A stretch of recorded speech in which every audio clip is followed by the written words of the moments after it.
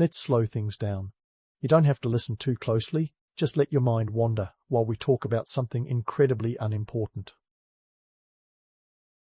And if you feel like these videos are of any use to you, then you can like and subscribe, but only if you really feel like it.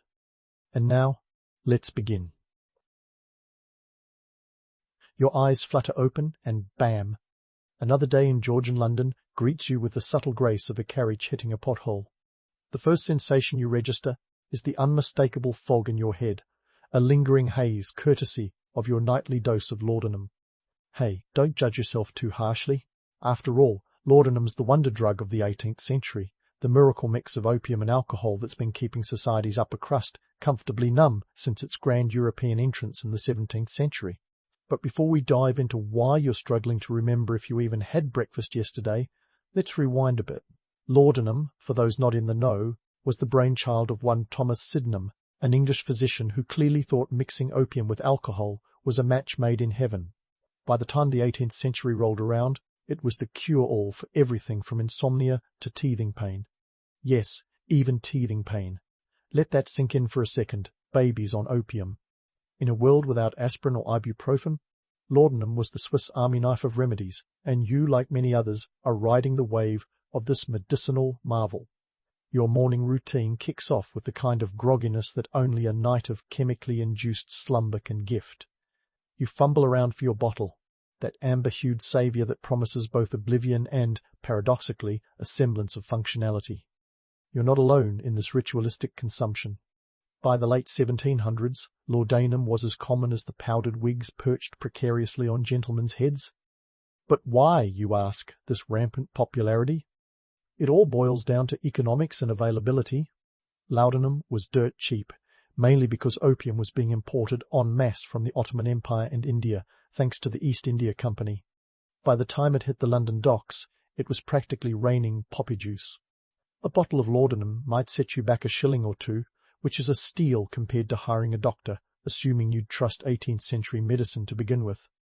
As you drag yourself out of bed, stretching the kinks out of your back, you can't help but wonder how on earth something so obviously intoxicating became the go-to panacea.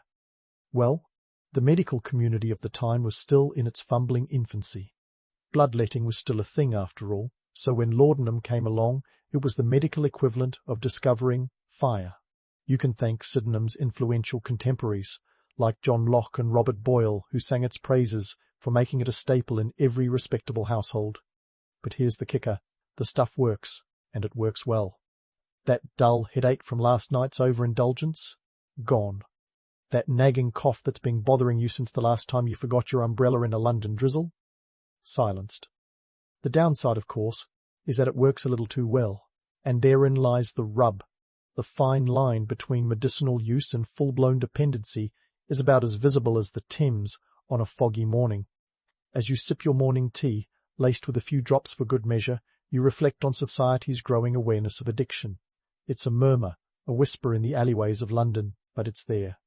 The pamphlets and moralists are starting to raise eyebrows, but let's be real. When your choices are limited to enduring pain or popping a bit of liquid relief, it's a no-brainer. After all, in a world where life expectancy hovers around 40, a little laudanum seems like a small price to pay for a more bearable existence. The clock ticks on, each chime a reminder that another dose is likely needed to get through the day. But for now, you set the bottle aside, determined to face the bustling streets of London with a semblance of clarity. The city awaits, and so does the rest of your day, filled with the promise of both the mundane and the extraordinary. But as you step out into the cobblestone labyrinth, one thing's for sure. In the dance of 18th century life, laudanum is your ever-present partner, leading you through the highs and lows with a gentle yet insistent hand. As you step out into the cobbled chaos of Georgian London, the city unfolds like a theatrical production where everyone has forgotten their lines. The air is thick with the mingling scents of horse dung, freshly baked bread, and, of course, a whiff of laudanum trailing from the apothecaries that dot the streets. It's the mid-morning rush, and the city is a symphony of clattering hooves, hawkers' cries, and the occasional shout of, "Mind your step," as another chamber pot's contents make a graceless descent from a second-story window. Apothecaries, those 18th century CVS stores, are scattered along the bustling lanes, each with shelves lined like a chemist's dream or nightmare, depending on your perspective. Laudanum sits proudly among the jars and vials, its amber liquid shimmering in the morning light. It's here you begin to truly appreciate the economics of addiction. A typical vial costs about $1, which might not sound like much unless you're a labourer making around 12 to 15 shillings a week. It's like spending $10 a pop in today's terms for what's essentially a cocktail of opium and alcohol. For the wealthier classes, that's pocket change. For the working poor, it's a calculated indulgence, a choice between a moment of relief and a loaf of bread. And therein lies the rub of laudanum's accessibility. It's the great equalizer, a remedy that bridges class divides by offering comfort to both the gentleman in his drawing room and the seamstress in her garret. But let's not romanticize this too much. The idea of the intellectual addict, scribbling away at profound thoughts under the influence of opium, is a trope as old as the drug itself. Sure, Samuel Taylor Coleridge might have penned Kubla Khan in an opium-fueled haze, but for every Coleridge there were countless others whose lives were quietly unravelling behind closed doors, their creativity dulled rather than enhanced by dependency. The streets hum with a different kind of commerce too, the black market, where laudanum's darker economic tale plays out. As demand soars, so does the ingenuity of those looking to profit from it. Unscrupulous vendors cut their laudanum with cheaper, often dangerous, substances to maximize profits. You might think you're getting a potent dose, only to find yourself with a headache and a lighter purse. It's a gamble every user takes, and one that fuels a growing underground economy. As you navigate the thrumming heart of the city, you can't help but notice the stark contrast between the romanticized image of laudanum as a gentle muse and the gritty reality of addiction's grip. For many, the allure of the drug is its promise of escape, a temporary reprieve from the harshness of life in a city where the pace is relentless and the expectations high. But that escape comes at a cost, not just of coin, but of clarity, of control, of life itself slowly slipping through the cracks. The myth of the elegant, tormented artist or the languid, introspective scholar swirls around the drug like a fine mist, obscuring the harsher facts of dependency. Laudanum doesn't discriminate. Its embrace is as all-encompassing as the fog that frequently rolls off the Thames. The reality is that addiction isn't poetic. It's messy, all-consuming and unglamorous, a fact increasingly hard to ignore as pamphlets and moralists begin to voice concerns about society's creeping dependency. Yet here in the throng where the city's pulse is almost audible, those whispers of caution are drowned out by the cacophony of daily life. Folks are too busy trying to make ends meet, too consumed by the immediacy of their struggles to pay heed to the warnings of addiction's long-term grip. Maybe it's the human condition, or maybe it's just the nature of this particular beast, but the present moment's relief seems worth the future's uncertainty. As you continue your journey through the crowded streets, you're struck by the paradox of laudanum, a substance that promises peace yet sows chaos in equal measure. It's a wonder drug and a curse, a friend and a foe, all bottled up and ready for sale to the highest or lowest bidder.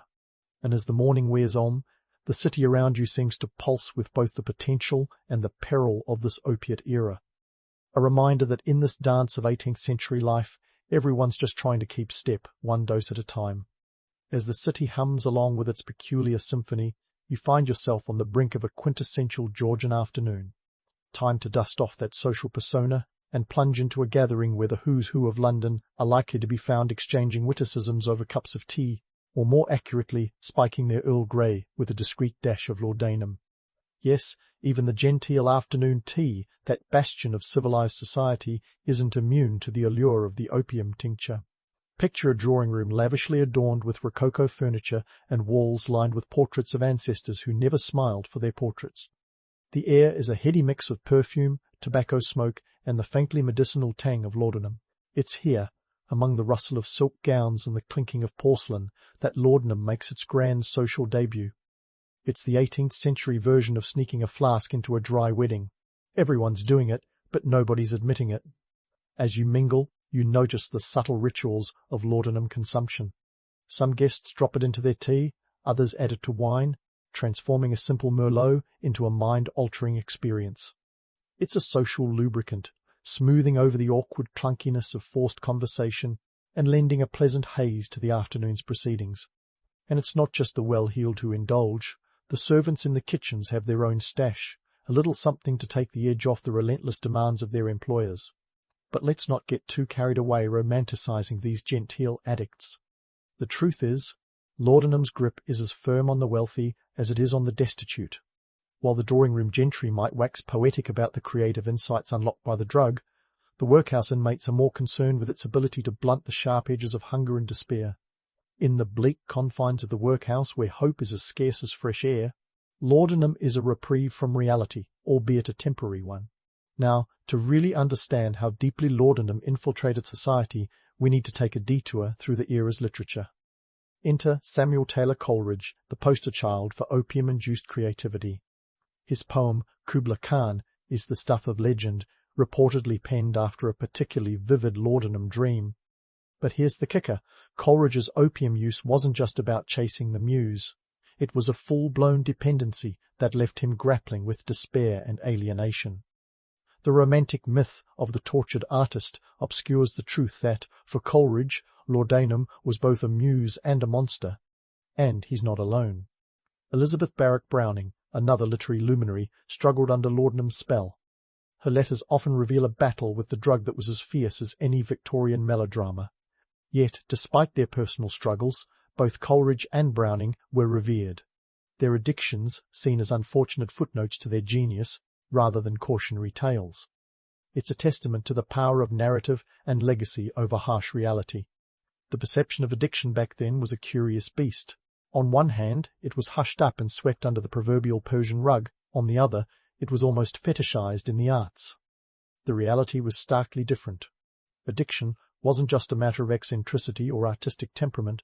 It was a debilitating condition that ruined lives regardless of social standing. By the mid-1800s, pamphlets warning of the dangers of opium addiction began circulating, their authors grappling with how to define and combat this growing scourge. As the afternoon wears on and the drawing-room begins to empty, you're left pondering the duality of laudanum's social role. It's a great equalizer, sure, but also a great deceiver. The genteel veil of social respectability hides the insidious nature of addiction, the way it creeps into conversations and alters perceptions. In this dance of respectability and dependency, laudanum is both partner and predator. And as you step out into the dimming light of the London streets, you're acutely aware that this societal waltz is far from over. The city continues to pulse with its own rhythm, a place where the lines between relief and ruin blur with every dose. As the echoes of the afternoon linger, you realize that the story of laudanum, and indeed of Georgian society, is one of complex interplay, a tale not just of individuals, but of a culture grappling with the seductive and destructive powers of the opium poppy. As the echoes of that genteel afternoon fade into the cobbled streets, it's time to peel back the velvet curtain and confront the shadowy side of your laudanum-laden life. Let's talk addiction.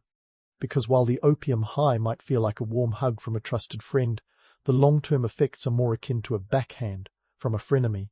You see, laudanum isn't just a temporary escape, it's a ticket to a roller coaster ride with no seatbelt and questionable maintenance records.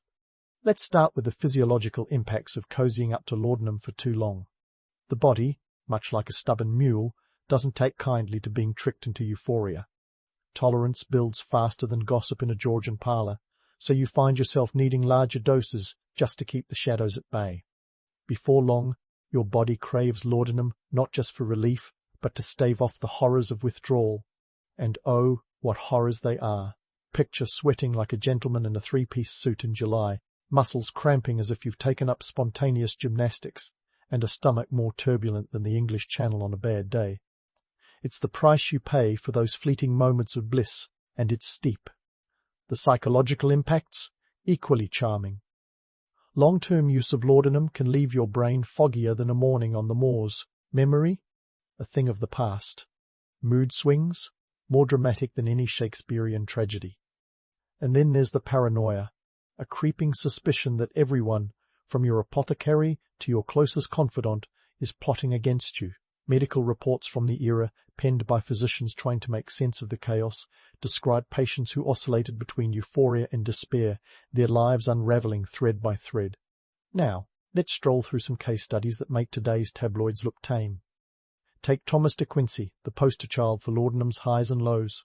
His memoir, Confessions of an English Opium Eater, might sound like a jaunty read, but it's more of a cautionary tale. De Quincey eloquently described the drug's allure, how it granted him visions of vast Gothic cathedrals and sublime mountains. But the aftermath? Less poetic. He was plagued by nightmares of murder and despair, and his life was a cycle of addiction and attempted recovery. Similarly, consider the tragic case of George Crabbe, the poet whose addiction to laudanum was an open secret. His correspondence speaks of the torment of withdrawal, the horrors that gripped him when he tried to quit. Yet, despite the obvious toll on body and mind, society couldn't quite decide how to approach the topic. Laudanum addiction was simultaneously a dirty secret and a romanticized affliction, a paradox that left many sufferers stigmatized and isolated. And then there was the societal stigma. In a world obsessed with propriety, addiction was the skeleton in the closet nobody wanted to acknowledge. Publicly you might find sympathetic murmurs and reassurances, but privately? Oh, the whispers. Laudanum addiction was seen as a moral failing, an indication of weak character. It didn't help that Victorian moralists loved a good scandal, their pamphlets painting addicts as cautionary tales to be pitied or scorned. Yet, there's a twist. For all its destructive power, laudanum was still seen as a necessary evil by many in the medical community. Doctors prescribed it with a casualness that would make modern medical boards cringe. The logic was simple: better a patient sedated than suffering. This mindset persisted despite the growing evidence of laudanum's darker side, documented in medical journals that read like horror stories. One such report from the 1820s detailed a case where a man, attempting to quit laudanum, experienced hallucinations so vivid he believed himself pursued by demons. Spoiler alert, he didn't last long without his opium crutch. The economic context also played a role. For the working class, laudanum was an affordable luxury, a way to numb the physical and emotional toll of relentless labour. But the true cost was often hidden until it was too late. Addiction tore through families, leaving behind a trail of financial ruin and heartache. The wealthy, meanwhile, could afford the best doctors and treatments, their struggles hidden behind the walls of stately homes. This divide only deepened the stigma, reinforcing the notion that addiction was a choice rather than an illness. As the sun begins to dip below the horizon, casting a golden glow over the city, you can't help but reflect on the duality of laudanum's legacy. It's a story of relief and ruin, a testament to humanity's eternal quest for escape. In the dimming light, the myths of romanticized addiction shimmer enticingly, even as the harsh reality lurks in the shadows. With the evening drawing near, and the promise of another dose whispering in your ear, the stage is set for the next act in this opium-soaked saga. But remember, dear listener, the dance with laudanum is far from over, and neither is our story. And so, as the day slides into evening and the city's pulse slows to a murmur, you're left to muse on the grand tapestry of laudanum's legacy. This isn't just about one person's struggle with the seductive potion. It's a tale woven into the very fabric of Georgian society. The consequences of laudanum addiction were larger than any individual, reaching into the corners of policy and public health in ways that still echo today. Let's journey a few decades forward, where the societal dance with opium begins to clash with the burgeoning industrial era's demand for a clear-headed workforce. As the Victorian age dawned, the laissez-faire attitude towards narcotics began to fray. Enter the Pharmacy Act of 1868, a legislative response that finally put a leash on the rampant sale of opium and its derivatives. This act marked the first time that the sale of poisons, including laudanum, required a license and detailed record-keeping. A groundbreaking move, considering that, prior to this, you could snag a bottle of the stuff as easily as a loaf of bread. The Pharmacy Act was a reactionary measure, a patch over the gaping wound of addiction that society could no longer ignore. It was an acknowledgement that while opium had been a boon to many, its unregulated availability was a societal ticking time bomb. And yet, even with these new restrictions, addiction didn't vanish overnight. Like trying to put a cork back in a bottle of champagne, the effervescent problem of addiction continued to bubble over, spilling into the lives of countless individuals. In this age of reform, the Victorian ethos of self-control and moral superiority clashed with the stark reality of opium dependency.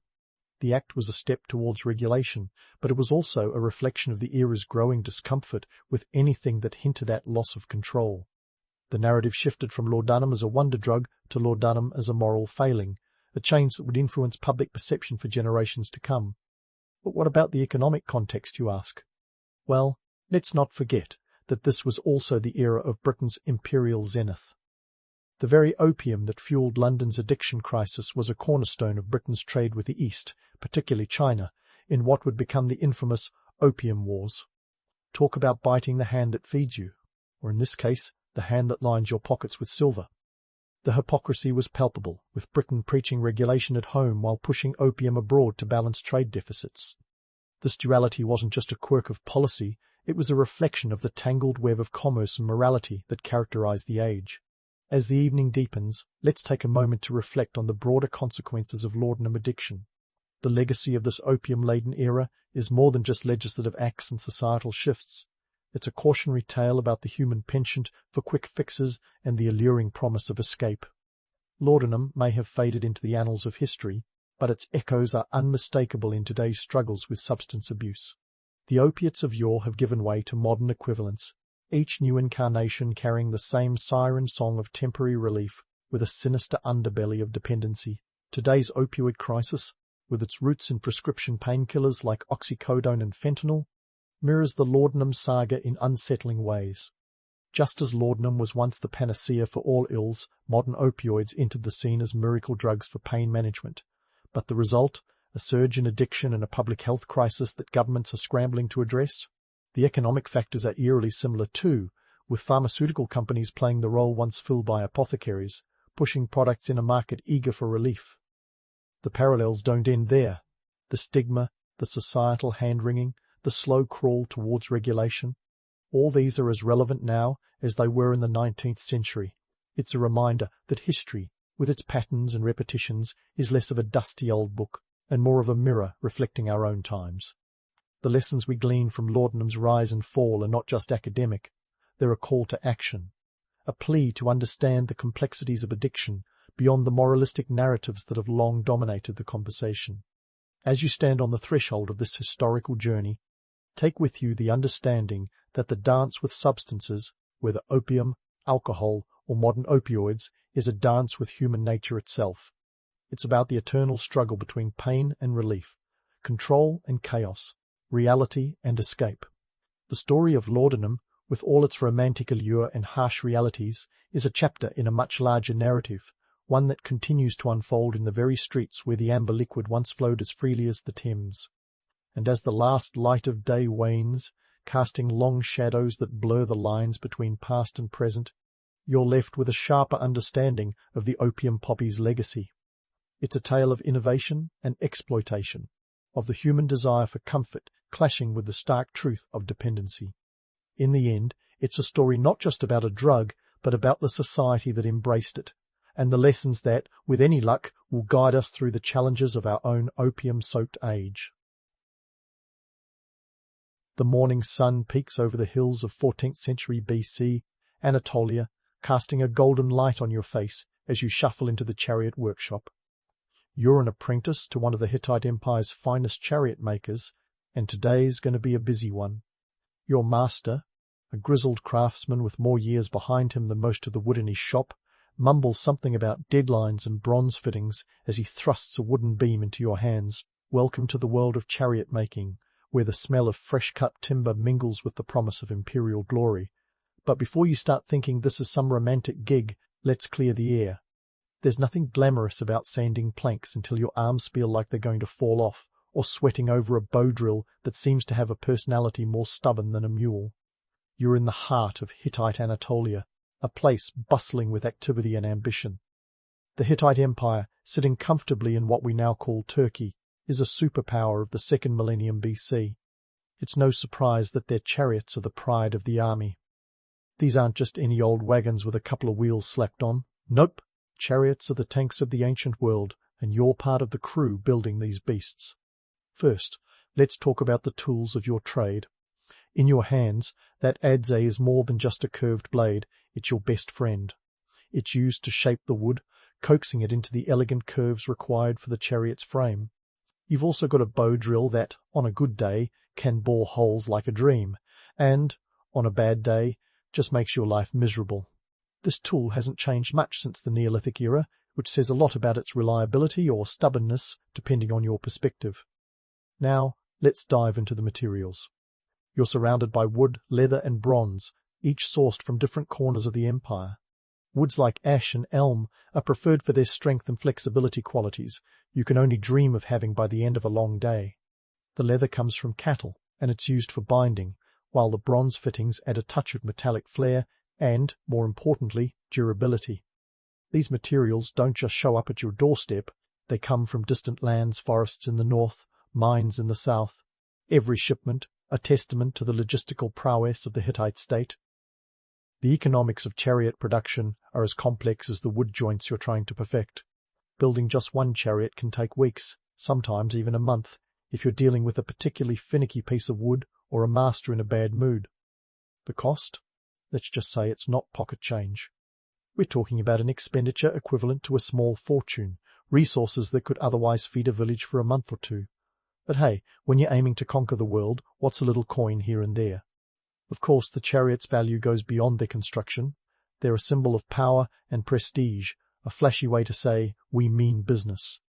Think of them as the sports cars of the ancient battlefield, minus the leather seats and GPS. Their effectiveness in warfare is legendary, boosting the Hittite military machine to new heights.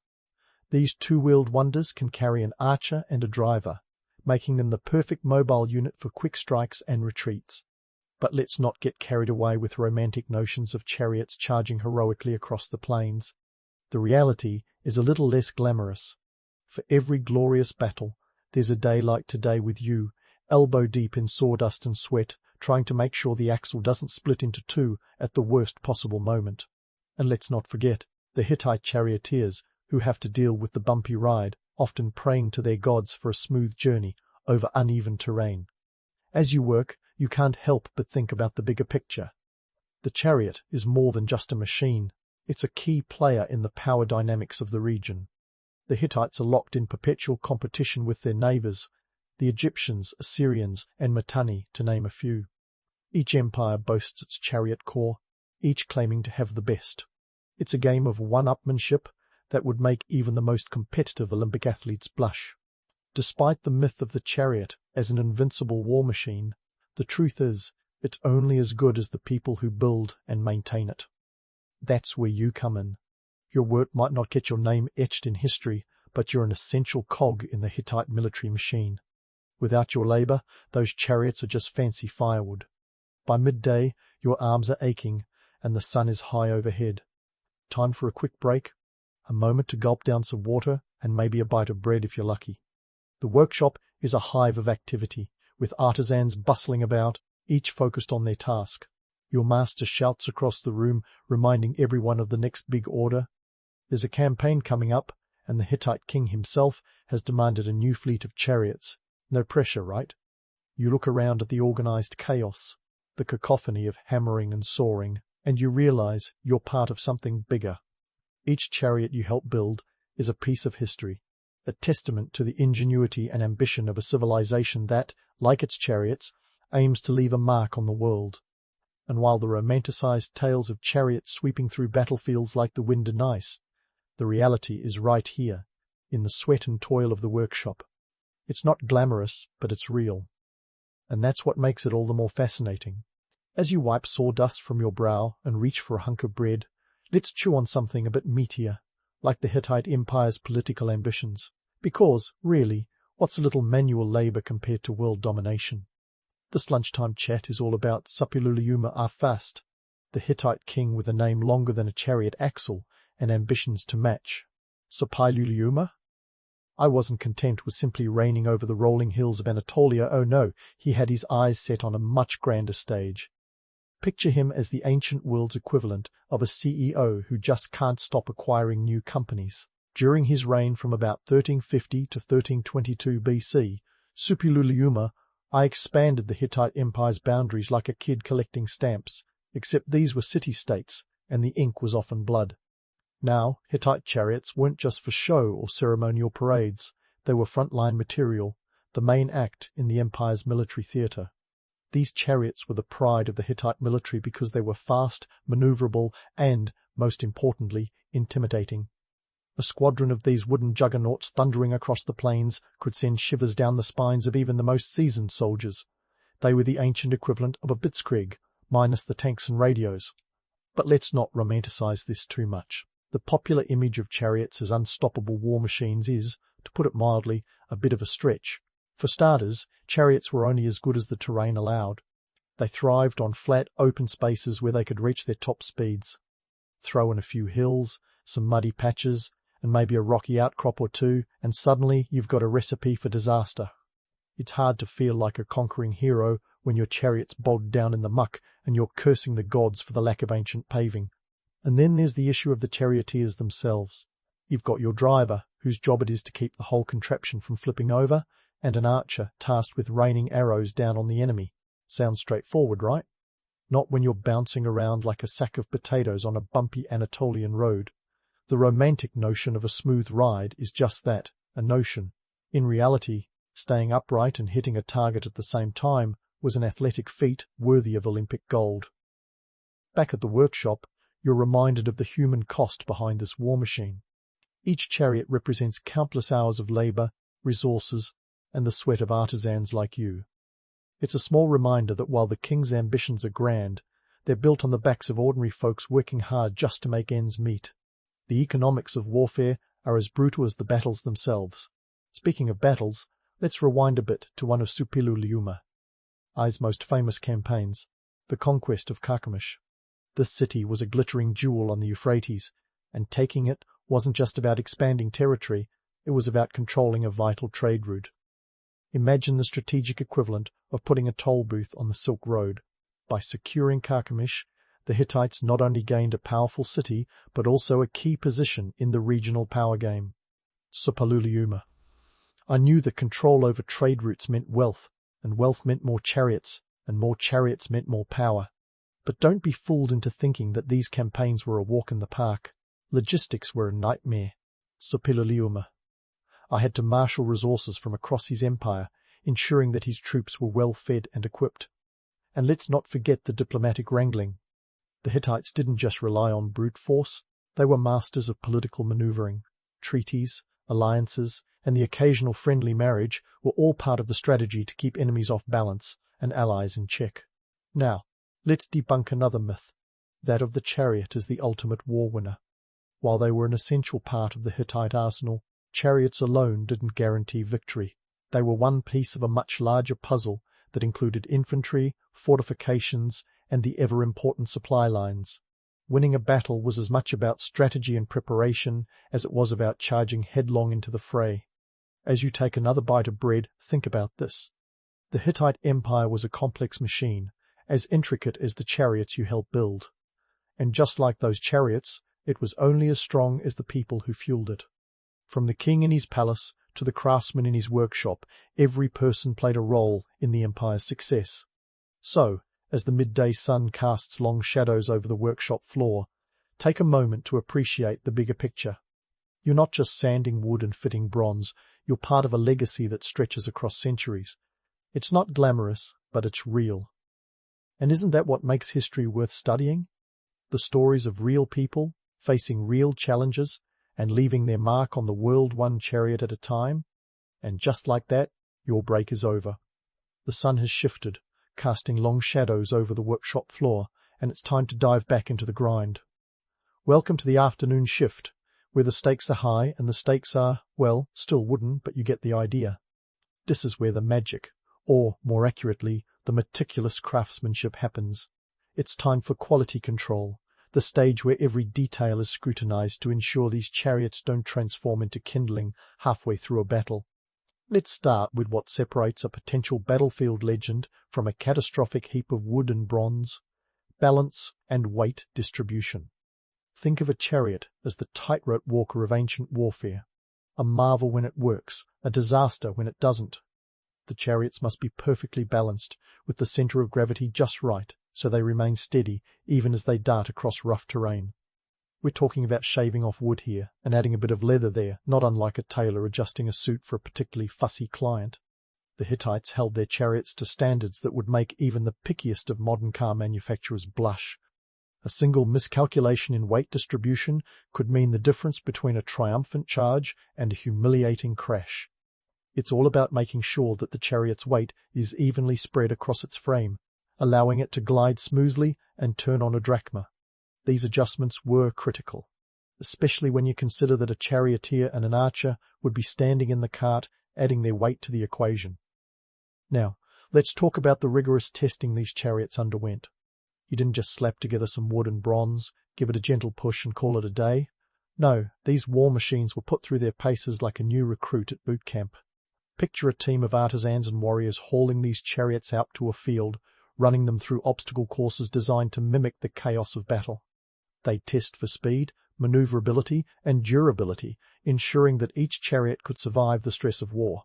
And if one didn't pass muster? Back to the drawing board it went, often accompanied by a string of curses that could make a sailor blush. Here's a fun fact.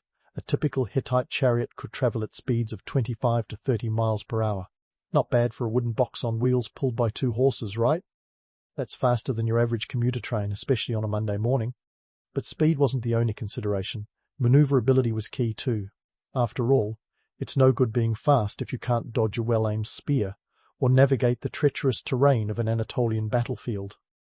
Now, let's compare these Hittite marvels to their Egyptian counterparts. The Egyptians had their own ideas about what made a chariot great, and the differences were as much about philosophy as they were about engineering. Egyptian chariots were lighter and more nimble, designed for speed and quick strikes. They were the sports cars of the ancient world, perfect for hit-and-run tactics on the flat, open deserts of Egypt. The Hittite chariots, on the other hand, were built to be more robust. They were the SUVs of the battlefield, capable of carrying 2 soldiers, a driver and a warrior, giving them an edge in manpower. This extra weight meant they might not have been as swift as their Egyptian rivals, but they made up for it with sheer staying power. They could take more punishment and deliver more firepower, making them ideal for the varied terrain of Anatolia and beyond. So, why did these differences matter? The answer lies in the landscapes these empires called home. The Egyptians, with their flat, open deserts, needed speed to outmaneuver their enemies. The Hittites, however, dealt with a more rugged environment. Their chariots needed to be versatile, able to handle hills, valleys, and the occasional treacherous road. It was a classic case of form following function, with each empire crafting its war machines to suit its needs. Yet, despite these differences, both the Hittites and Egyptians shared a common understanding. Chariots were more than just weapons. They were symbols of power, prestige, and technological prowess. When a Hittite chariot rolled into battle, it wasn't just a machine, it was a statement. It shouted, "We have the resources, the craftsmen, and the knowledge to build the best." But let's not get too swept up in the romance of it all. The reality was far less glamorous. For every chariot that rolled triumphantly into battle, many more were discarded, deemed unfit for service after rigorous testing. This was the hidden cost of perfection, a reminder that the glory of warfare was built on the backs of countless craftsmen, each pouring their sweat and skill into every piece of wood and metal. As the sun begins to dip below the horizon, casting a warm glow over the workshop, you take a step back and survey the day's work. It's been a long day, full of challenges and triumphs, but also setbacks and frustration.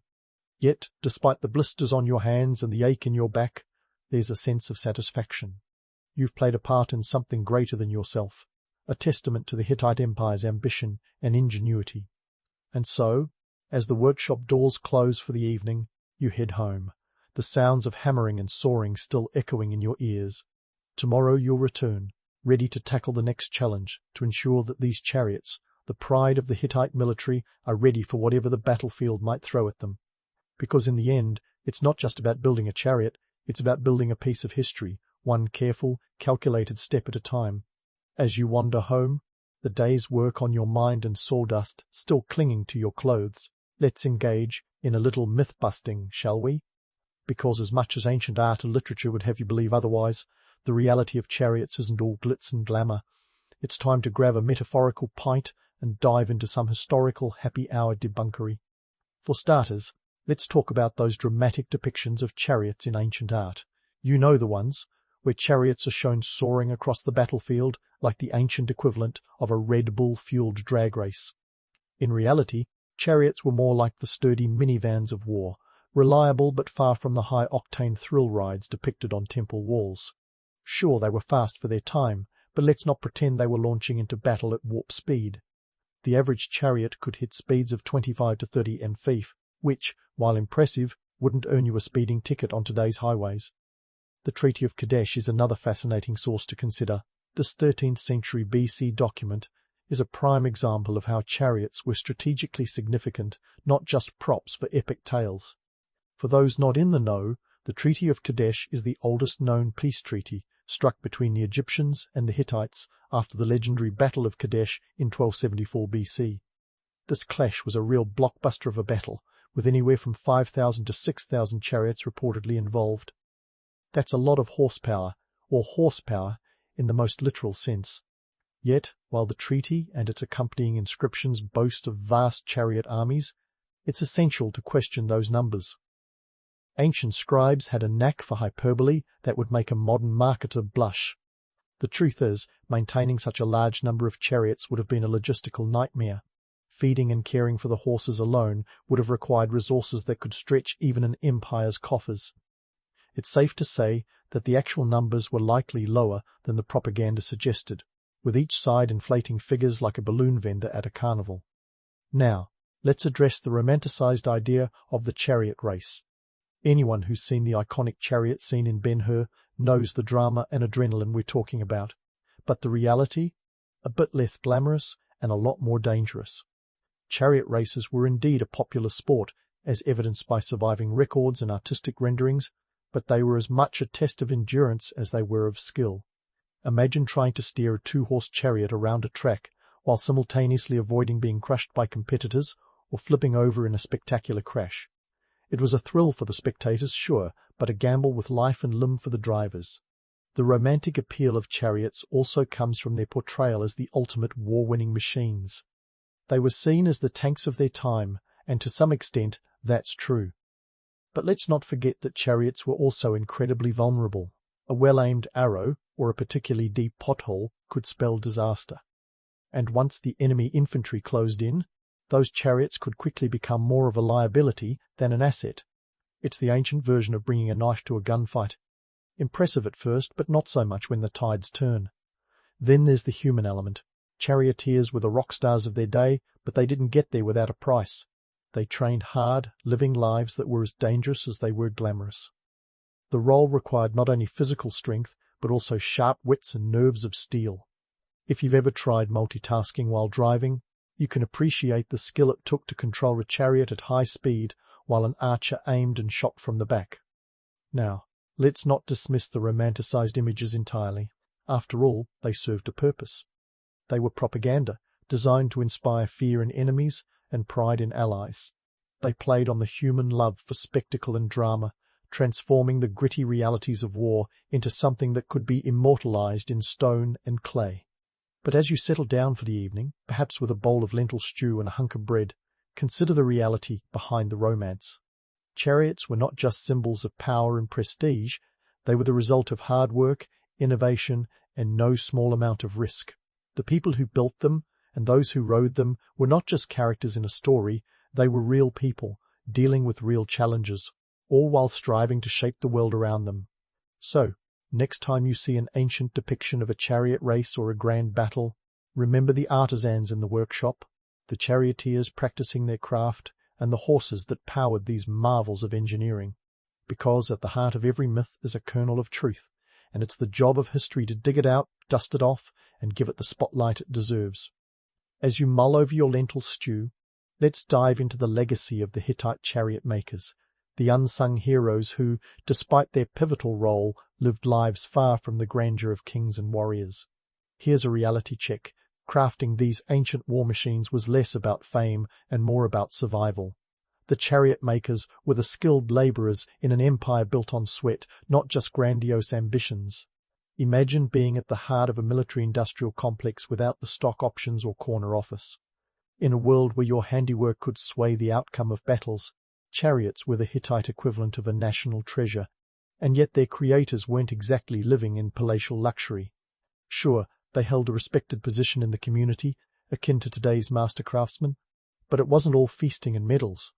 Their lives revolved around the workshop, a place where precision and patience were as vital as the air they breathed. While the chariots symbolized strength and innovation, the artisans themselves found little glamour in the daily grind of shaping wood and bronze. The rewards of their labor could be seen rolling across battlefields, but their own rewards were mostly in the form of basic sustenance and the satisfaction of a job well done.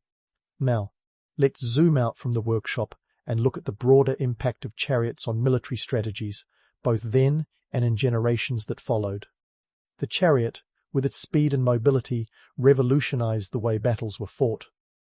It was the ancient equivalent of shock and awe, a force multiplier that allowed armies to strike quickly and retreat just as fast. This made chariots essential for the Hittites and their contemporaries, influencing military tactics across the ancient Near East. But here's the kicker. The chariot's dominance was as fleeting as the empires that wielded them. Over time, the chariot's military supremacy faced challenges from new technologies and tactics. As infantry units became more effective and adaptable, the chariot began to lose its edge. The introduction of lighter, more mobile cavalry units eventually made the chariot obsolete.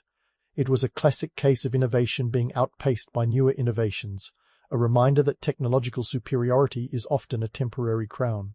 Yet, despite their eventual obsolescence, chariots left an indelible mark on history. They paved the way for future developments in warfare, influencing everything from logistics to tactics. The legacy of the chariot is a testament to the ingenuity of ancient engineers and artisans, whose work set the stage for centuries of military evolution.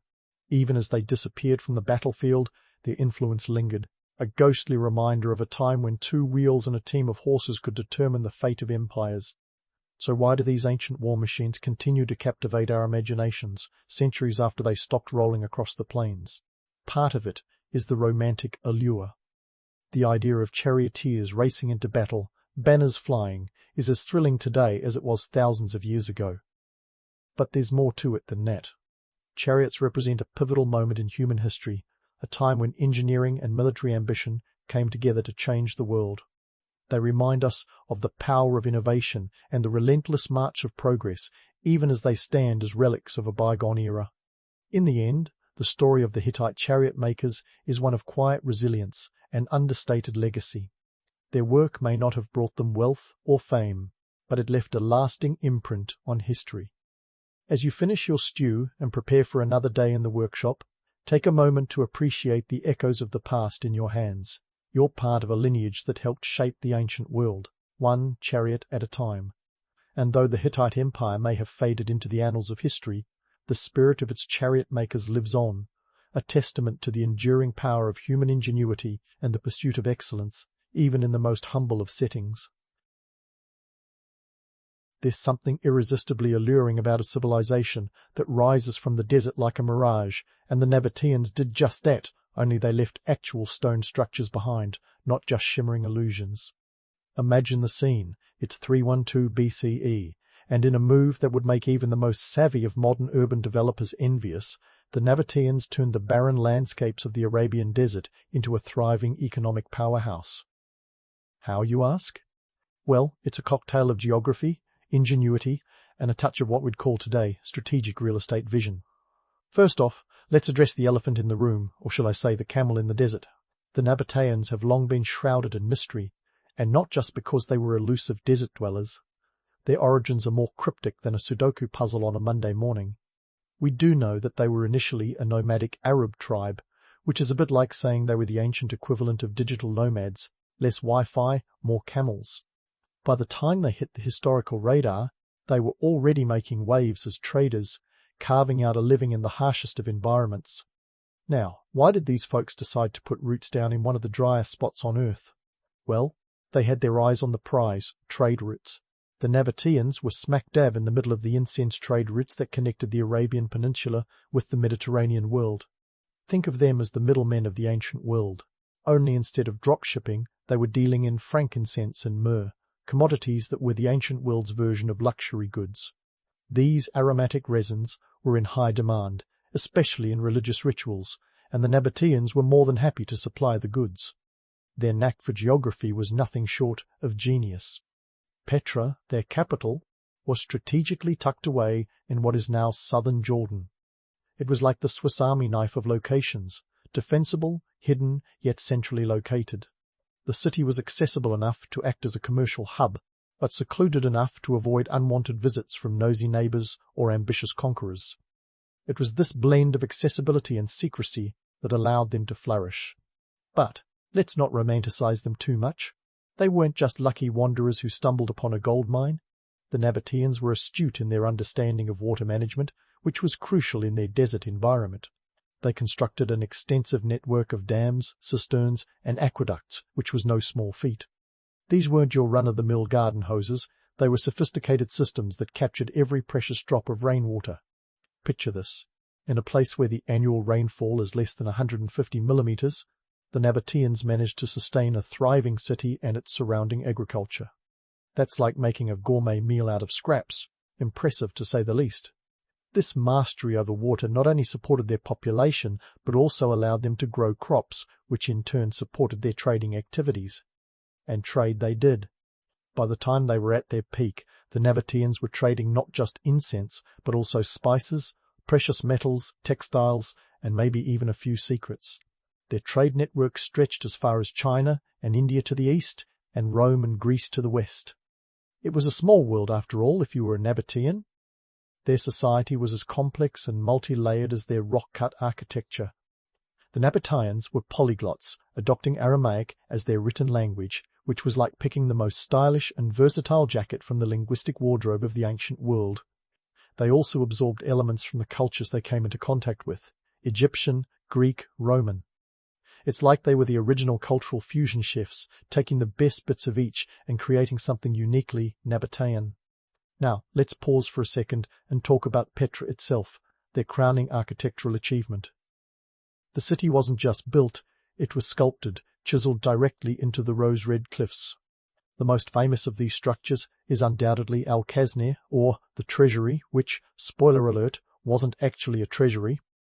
It's a mausoleum, which just goes to show that even in ancient times, people loved a good misnomer. The facade of Al-Khazneh is a blend of Hellenistic and Nabataean styles, a testament to their cultural adaptability. It's like they took a little bit of Greece, a dash of Rome, and sprinkled it all with some desert dust for good measure. So, how did they pull off such architectural wonders? Well, their tools were simple but effective. They carved from the top down, which is a bit like starting with the icing before you bake the cake, risky but rewarding. This method allowed them to create structures that were not only aesthetically pleasing but also structurally sound. Their work wasn't just about making something pretty, it was about making something that would last, and last it did. Now, before you rush to book your next vacation to Jordan to see these wonders in person, let's not forget that the Nabataeans were also shrewd political operators.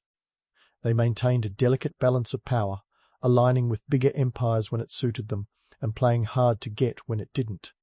They were known to have friendly relations with the Romans, which was a smart move considering the Romans' penchant for annexation. By the time the Roman Empire was looking to expand eastward, the Nabataeans had already positioned themselves as indispensable allies.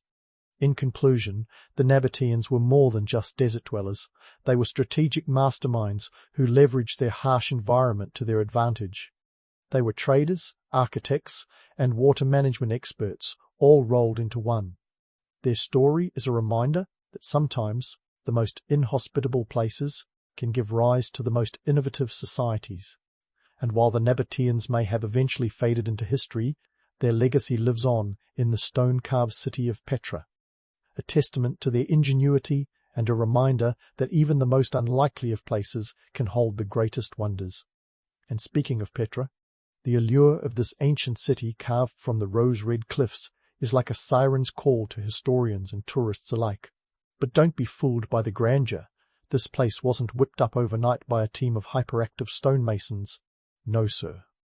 It was the result of a calculated, labor-intensive effort that would make even the most ambitious DIY enthusiast think twice. Let's start with the stars of the show, the treasury and the monastery.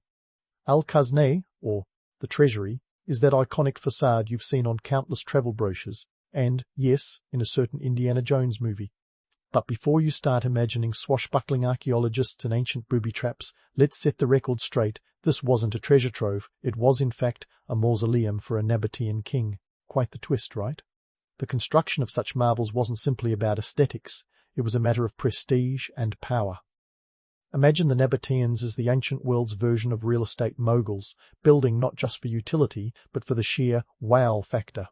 And boy, did they succeed. Carving out these intricate structures from solid rock was no small feat. The Nabataeans employed a technique called top-down carving, a method that required meticulous planning and execution. They started at the top of the rock face and worked their way down, which, if you think about it, is like frosting a cake before you've baked it. Risky? Absolutely. But the payoff was monumental, literally. Now, let's talk manpower. This wasn't a job for a couple of guys with chisels. Estimates suggest that constructing something as grand as the treasury would have required hundreds of workers labouring over several years. And this wasn't just about brute force. It involved skilled artisans, stone cutters, and engineers, each bringing their A-game to the table. It's like the ancient world's version of Extreme Makeover, Rock Edition. What about materials, you ask? Well, the beauty of Petra is that the Nabataeans worked with what they had, plenty of sandstone. This sedimentary rock, with its natural hues of pink, red and yellow, was both a blessing and a challenge. While it was soft enough to carve, it was also prone to erosion. The Nabataeans had to be precise in their techniques to ensure their structures didn't crumble under the weight of time. Talk about high stakes! And here's where it gets interesting. The economic implications. These architectural wonders weren't just for show, they were a statement to the Greco-Roman world. By the time the Nabataeans were flexing their architectural muscles, they were already on the radar of the Roman Empire. The grandeur of Petra was a testament to their wealth, derived largely from their role in the spice and incense trade. They were broadcasting a message loud and clear. We're here, we're rich, and we're not to be trifled with. But here's the kicker. The Nabataeans were also master diplomats. They knew when to align with Rome and when to assert their independence. Their relationship with the Romans was a delicate dance, one that involved a lot of footwork and a bit of sidestepping. By showcasing their architectural prowess, they were essentially saying, look at what we've built. We're not just traders, we're a force to be reckoned with. Of course, no discussion of Petra would be complete without addressing the myths that have sprouted up like weeds over the centuries. Thanks to Hollywood, many people think of Petra as a mysterious, treasure-laden city, filled with hidden chambers and ancient secrets. While it's true that Petra is a city of wonders, the reality is a bit more grounded. The Nabataeans were practical people, and their architectural feats, while impressive, were grounded in the needs and realities of their time. It's easy to romanticize the past, to imagine lost treasures and hidden mysteries, but the real story of Petra is one of human ingenuity and determination. The Nabataeans took an inhospitable environment and turned it into a thriving cultural and economic hub. They leveraged their geographical location, their mastery of water management, and their architectural genius to forge a legacy that still captures the imagination today. So, as you wander through the canyons of Petra, remember that each chisel mark is a testament to a civilization that dared to dream big. They didn't just carve buildings, they carved out a place for themselves in history. And that's a legacy that no amount of Hollywood embellishment can overshadow. Stay tuned for more as we continue to peel back the layers of this ancient wonder. Because if you think this was impressive, just wait until we dive into the rest of Petra's story.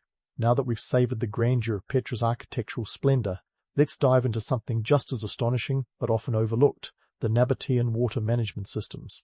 If Petra is the grand stage, then these hydrological feats are the backstage crew making sure the show goes on. In a world where the annual rainfall is about as rare as a camel at a pool party, less than 150 millimeters to be precise, the Nabataeans weren't just surviving, they were thriving. How, you ask? By turning the art of water conservation into a science, and in doing so, they created a desert oasis that would make any modern-day engineer nod in respect. First off, let's get one thing straight. When it comes to the Nabataeans' water management, we're not talking about a few buckets and well-placed ditches. We're talking full-on infrastructure projects that would put some contemporary city planners to shame. The Nabataeans constructed a vast network of dams, cisterns and channels, meticulously designed to capture every precious drop of rainwater. These weren't your grandma's rain barrels. These were cisterns that could hold tens of thousands of cubic meters of water, built with the precision of a Swiss watch. Imagine this, a series of rock-cut channels snaking across the terrain, gently guiding rainwater towards storage areas. These channels, called kanats, were not only impressive in their engineering, but also in their subtlety. They were often hidden from plain sight, protecting them from the prying eyes of potential invaders who might think they just hit a watery jackpot in the middle of the desert. Now, that's what I call security through obscurity, ancient style. So, why was all this water wrangling important? Well, in the harsh desert environment, water was more valuable than gold. It was the lifeblood of the Nabataean economy, supporting agriculture that was crucial not just for sustenance, but also for trade. With water, they could cultivate crops like wheat, barley, and dates, staples that not only fed the population, but were also traded along the incense routes. It's like they had their very own green revolution centuries before it was cool. The economic implications of this water management were massive. With a steady supply of water, the Nabataeans could support a growing population and a bustling trade hub. Picture Petra, not just as a city of rock-cut facades, but as a vibrant marketplace where traders from all corners of the ancient world came to do business. The Nabataeans were the original masters of supply chain management, ensuring that their city was not just a stopover, but a destination. Now, let's bust a myth or two. Contrary to the romantic image of the Nabataeans as mystical water whisperers, their techniques were grounded in practical engineering principles.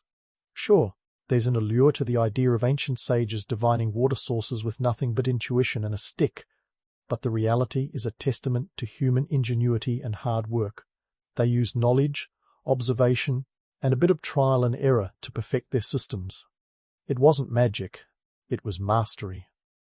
And speaking of mastery, let's take a moment to appreciate the sheer foresight of their designs. The Nabataeans understood that water scarcity wasn't just a seasonal problem, it was a perennial one. So they built cisterns that not only captured rain, but also conserved it, minimizing evaporation and ensuring a supply that could last through the driest months. They even developed ceramic pipes and channels to transport water efficiently, a precursor to modern plumbing that would make the Roman aqueduct builders nod in approval. But what about the lessons for today? As we face our own water challenges in a world that's rapidly changing, the Nabataean approach offers a blueprint for sustainable water management. It's a reminder that sometimes the best solutions are not about creating new technology, but about using existing resources wisely. In a world obsessed with progress, the Nabataeans show us the power of looking backward to move forward. Now, as we wrap up this watery exploration, keep in mind that while the Nabataeans may have been rock stars of the desert, their story doesn't end here. There's more to uncover about their society and the ingenious ways they navigated the challenges of their world. So stay tuned as we continue to unravel the mysteries of this ancient civilization, one water droplet at a time.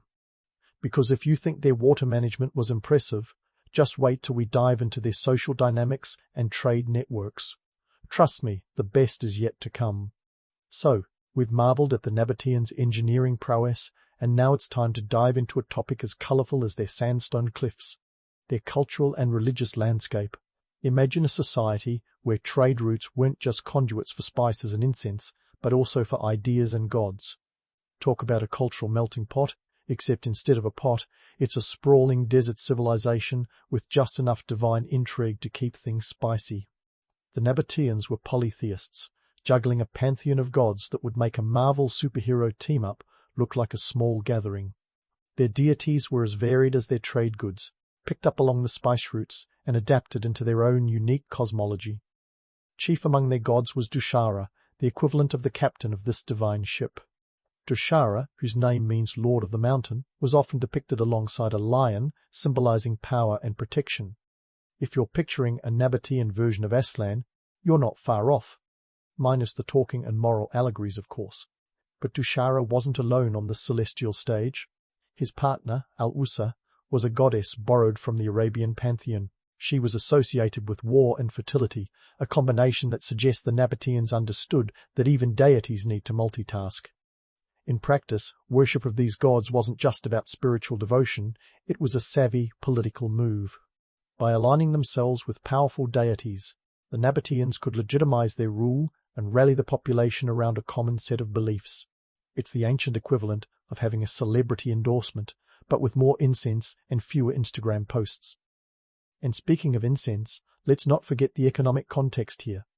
Incense was big business, and its use in religious ceremonies was a key driver of the Nabataeans' wealth. It's like they were running the ancient world's version of a luxury goods market, with religion as the ultimate marketing strategy. By controlling the supply of incense, the Nabataeans held a monopoly on a crucial aspect of religious life across the region. Not only did this fill their coffers, but it also reinforced their deity's importance and, by extension, their own political power. Now, let's talk architecture, because what's a god without a temple, right? Nabataean temples were the physical manifestation of their cultural fusion. They were built with a blend of Hellenistic and Near Eastern architectural styles, a testament to the Nabataeans' ability to absorb and adapt foreign influences. It's like they took one look at Greek temples and thought, nice columns, but let's add a bit more desert flair. These temples weren't just places of worship, they were symbols of the Nabataeans' cosmopolitan identity, standing as testament to their diplomatic ties and trade connections. Let's take the temple at Khirbet Tanur, for instance. Situated on a mountaintop, this temple was a hub of religious activity dedicated to Tushara and Al-Uzza.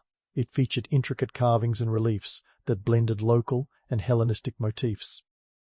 Picture a scene straight out of ancient fusion design. Greek-style capitals on columns alongside carved depictions of Nabataean gods. It was a visual representation of the Nabataeans' dual identity, standing at the crossroads of Eastern and Western cultures. And here's a fun fact. The Nabataeans even had their version of religious festivals, complete with processions and rituals that would draw crowds from all over. These events weren't just spiritual gatherings, they were political statements, reinforcing the social hierarchy and the central role of religion in Nabataean life. Think of it as a mix between a state fair and a UN summit, with a bit more incense and a lot less diplomacy. But let's not get too carried away with the romance of it all. While the idea of a pantheon of gods and grand temples sounds enchanting, the reality was far more pragmatic. The Nabataeans were not just spiritual seekers, but savvy politicians who knew how to leverage religion to maintain control and cohesion within their society. By embedding their gods within the social and political fabric, they ensured that any challenge to their religious practices was also a challenge to their authority. It's a classic case of divine right meets ancient marketing genius. And speaking of divine right, the role of religion in Nabataean politics was as crucial as their water management. The kings of Nabatea weren't just rulers, they were seen as earthly representatives of their gods.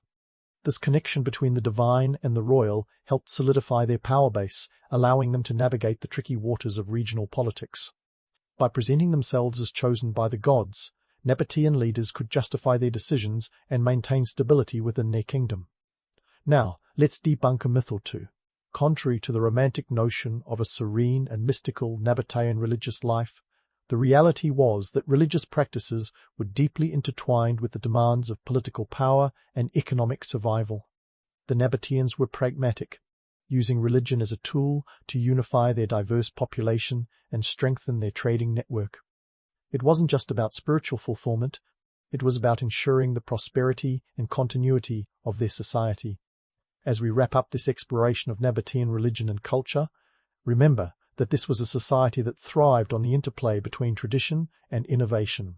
They took the best elements of the cultures around them, mixed them with their own, and created a unique identity that still fascinates us today. And while their gods may no longer be worshipped, the legacy of their cultural fusion continues to inspire. Stay tuned as we continue to unravel the layers of Nabataean society.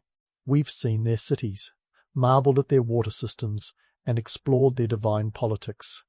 Next up, the complex social dynamics that allowed them to maintain their independence in a world dominated by empires.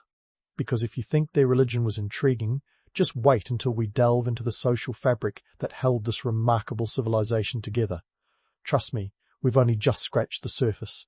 Now that we've navigated the social intricacies of Nabataean society, let's fast forward to the part of their story that feels like it was ripped from the script of a historical drama, albeit one with more sandstorms than sword fights.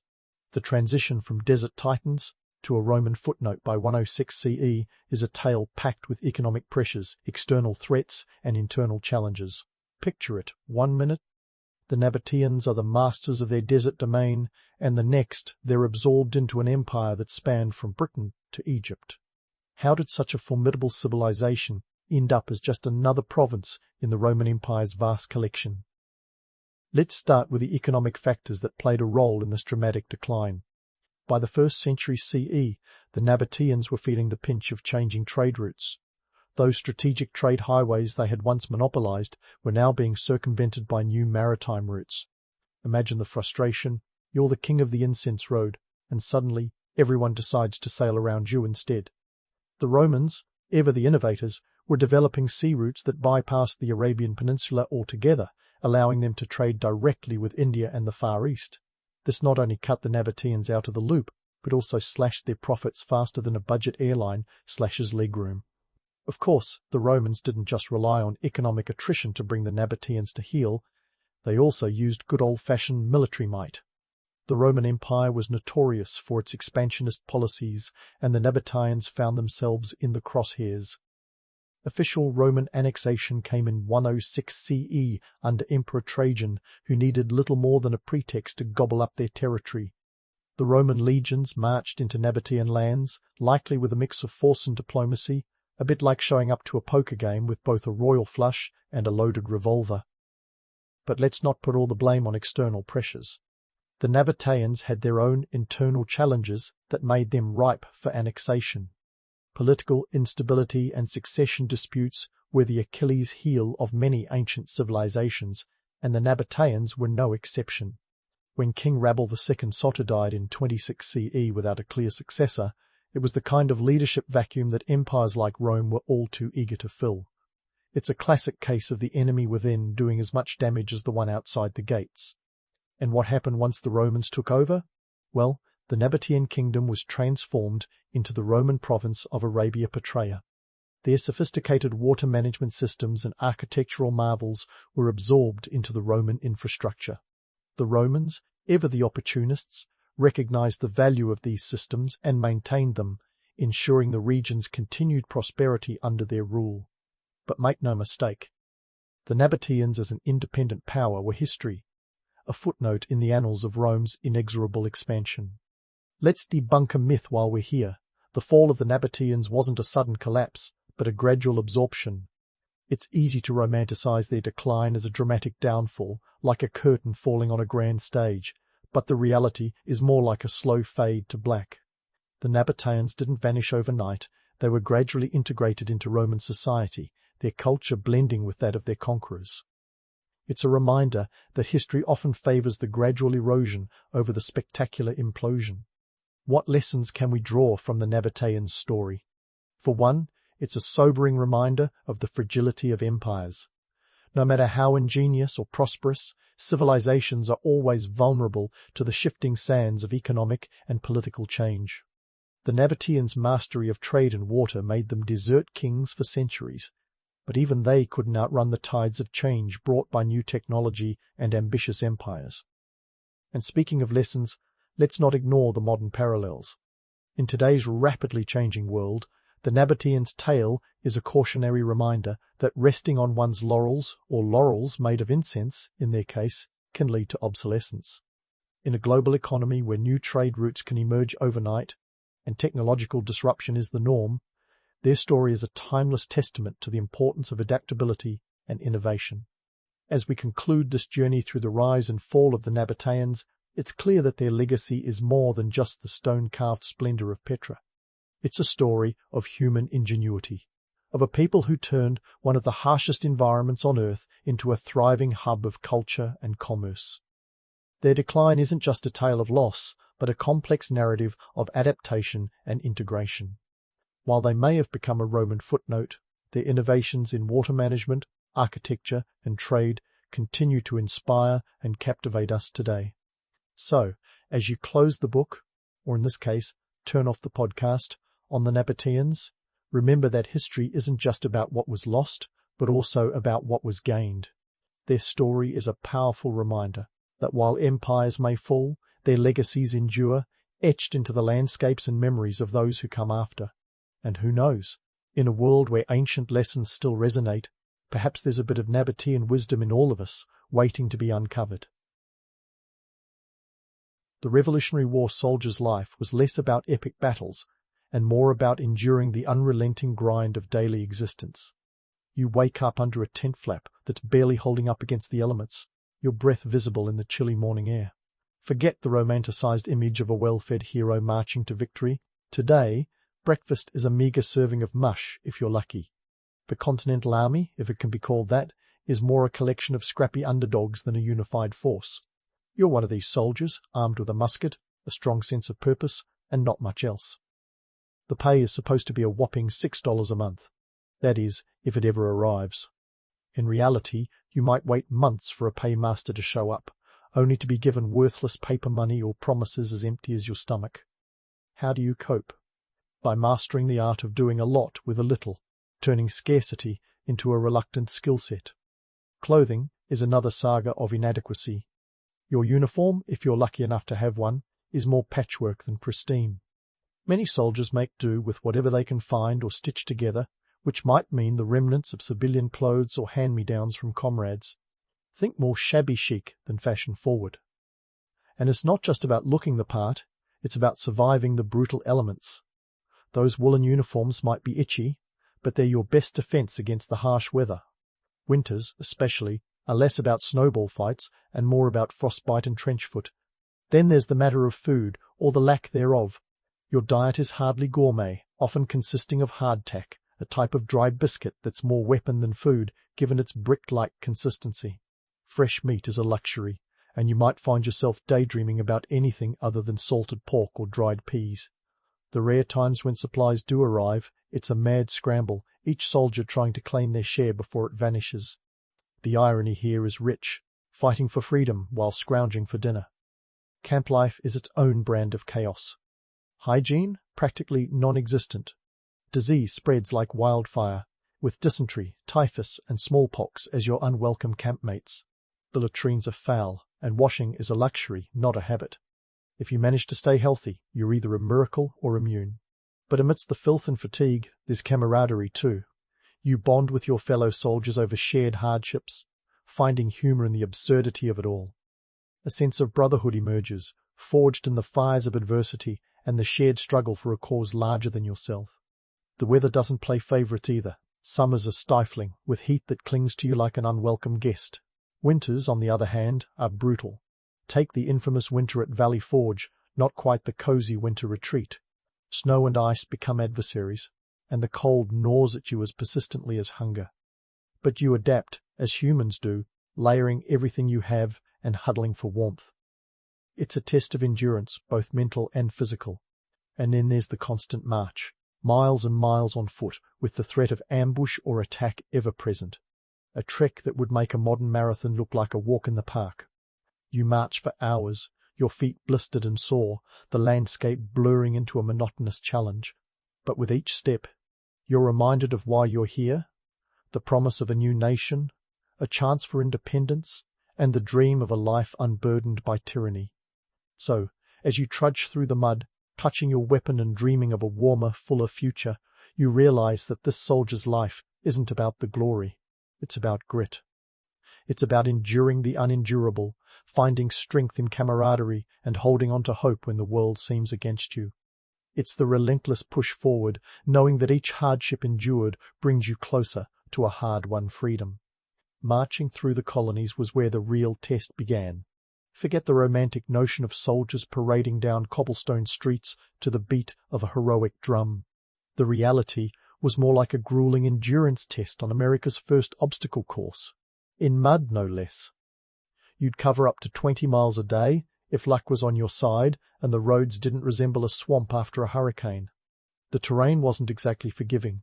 Most roads were just widened trails plagued with potholes and roots that seemed to thrive on making you trip. Now, let's talk about gear because, frankly, you wouldn't want to leave home without it. Imagine lugging around upwards of 60 pounds of equipment, including your trusty musket, ammunition, and the few personal belongings you could manage to cram into a knapsack. It's the 18th century version of a mobile home, minus the convenience and comfort. This wasn't an era of ergonomic design, folks. Your feet, already blistered from days of marching, were further tortured by boots that seemed to have been designed by a sadist. Rubber soles weren't a thing yet, so leather had to do, and it didn't do much to soften the constant pounding. But let's not forget the pièce de résistance, the flintlock musket. Weighing in at about 10 pounds, it was your indispensable companion, albeit one that required constant maintenance to avoid jamming at the worst possible moment. Keeping it dry was a feat of its own, especially when the skies decided to open up and drench everything in sight. The musket was your lifeline, but it was also a reminder of the precariousness of your situation. One misfire, and it could be game over. While the physical burden of marching was like a full-body workout from hell, the mental toll was a marathon in patience and fortitude. Loneliness and homesickness were your constant shadows, whispering reminders of the warmth and safety left behind. Letters from home were rare treasures, often taking months to arrive, and they were passed around like contraband, eagerly devoured by eyes starved for news. Despite the isolation, or perhaps because of it, camaraderie blossomed among the ranks. The shared experience of hardship forged bonds stronger than any military chain of command. Your fellow soldiers became your family, your support network in a world that seemed intent on breaking you. Laughter, albeit sometimes dark and morbid, was a powerful medicine. In the face of adversity, humor became a currency more valuable than the continental dollar. Consider this. While you're trudging along in the muck, one of your comrades might break into a bawdy song or crack a joke about the absurdity of fighting for freedom while struggling to keep your pants up. It's a reminder that even in the darkest times, humans have an uncanny ability to find light. There's something profoundly human about finding solace in shared suffering, about leaning on each other when the world feels like it's falling apart. But let's not sugarcoat it. This camaraderie didn't erase the reality of the situation. It was a coping mechanism, a way to stave off the creeping despair that threatened to engulf you with each weary step. The Revolutionary War wasn't just a battle against the British. It was a battle against the elements, against hunger, against the crushing weight of homesickness. And don't even get me started on the food or the lack thereof. Your rations, when they existed, were as thrilling as a cardboard sandwich. You'd dream of fresh bread and butter while gnawing on hardtack that could double as a building material. Fresh meat was a mirage, a tantalizing dream that danced just out of reach. Those rare occasions when a deer or rabbit wandered into camp were cause for celebration, a chance to gather around a makeshift fire and pretend, if only for a moment, that you were back home. So, as you continue this relentless march through the colonies, remember that it wasn't just the British that stood in your way. It was the landscape itself, the crushing weight of your gear, and the mental gymnastics required to maintain hope in the face of overwhelming odds.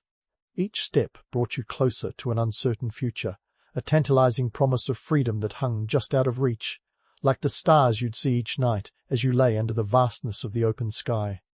The road ahead was long and fraught with challenges, but you marched on, driven by a shared dream and the bonds of brotherhood that held you together. You were a part of something greater than yourself, a living testament to the grit and determination of those who dared to dream of a world unshackled by tyranny. And so you marched, step by weary step, into the annals of history. But let's not get ahead of ourselves. Before we dive into the gritty details of the battles themselves, it's essential to understand that the so-called glory of soldiering was often a package deal with chaos and confusion. Imagine the smell of gunpowder mixed with the unmistakable scent of panic as you stand shoulder to shoulder with your comrades, muskets ready, facing an enemy that's as terrified as you are. The myth of the soldier as a noble warrior, all honor and bravado, is more Hollywood than history. Take the Siege of Yorktown, for instance, which sounds like the dramatic climax of a blockbuster movie, right? In reality, it was a logistical nightmare wrapped in a prolonged waiting game. The year was 1781, and the Continental Army, led by George Washington and his French allies under the Marquis de Lafayette, had managed to box in British General Cornwallis and his troops at Yorktown, Virginia. This wasn't just a battle, it was a test of endurance, with over 16,000 troops digging in for a siege that lasted about 3 weeks. Cornwallis, probably not thrilled about his beachfront property with a view of the Chesapeake Bay, found himself trapped as French naval forces cut off any hope of a seaside escape. This wasn't a slick maneuver orchestrated with military precision. It was more like a long, tense game of chess where the stakes were life and death. The Americans and French bombarded the British positions relentlessly. The ground shook with the constant thud of cannonballs, and if you were one of the soldiers manning those artillery pieces, you'd be knee-deep in mud, smoke, and adrenaline. Imagine hauling cannonballs that weighed up to 24 pounds each, all while trying not to become a target yourself. Now, let's talk casualty rates, because here's where reality kicks the romantic notions to the curb. The siege of Yorktown saw around 500 casualties on the American and French side, and approximately 600 for the British. Those numbers might not sound astronomical, especially when compared to later conflicts, but remember, each of those numbers represents a life, a family, a story cut short. And for those who survived the initial barrage, the aftermath wasn't exactly a stroll in the park. Limited medical care meant that a wound could easily turn lethal thanks to infection. Surgery, if you could call it that, was performed with tools that belonged more in a blacksmith shop than in a hospital. Anesthesia? Forget about it. Whiskey, if you were lucky, was your best bet for dulling the pain. While the siege of Yorktown might stand out as a pivotal moment, it was far from a one-off. Battles of the Revolutionary War were often anything but grand affairs of strategy and valor. Think of the Battle of Bunker Hill, which, spoiler alert, didn't actually happen on Bunker Hill. It took place on Breed's Hill, and the whole thing was a bloody, brutal mess. The British, clad in their iconic red coats, advanced uphill 3 times under heavy fire, eventually taking the hill but suffering over 1,000 casualties. The Americans, who were low on ammunition, famously held fire until they could see the whites of their eyes, a chilling instruction that speaks volumes about the close-quarters nature of the conflict. The reality of these engagements was far from the polished myths. Battles were chaotic, with smoke and noise reducing visibility and communication to near zero. Soldiers relied on shouted orders and drummers to relay commands, a system that, unsurprisingly, didn't always work as planned. And while we're debunking myths, let's not forget the notion of the noble death. The harsh truth is that many soldiers died not heroically on the battlefield, but slowly from infection or disease, their sacrifices quietly overshadowed by the roar of cannon fire. Even the much-celebrated crossing of the Delaware River on Christmas night in 1776, led by George Washington, was more fraught with peril than the famous painting suggests. Picture this: boats filled with exhausted, poorly clad soldiers navigating icy waters with a storm howling around them. Hypothermia was as much an enemy as the Hessians waiting on the other side.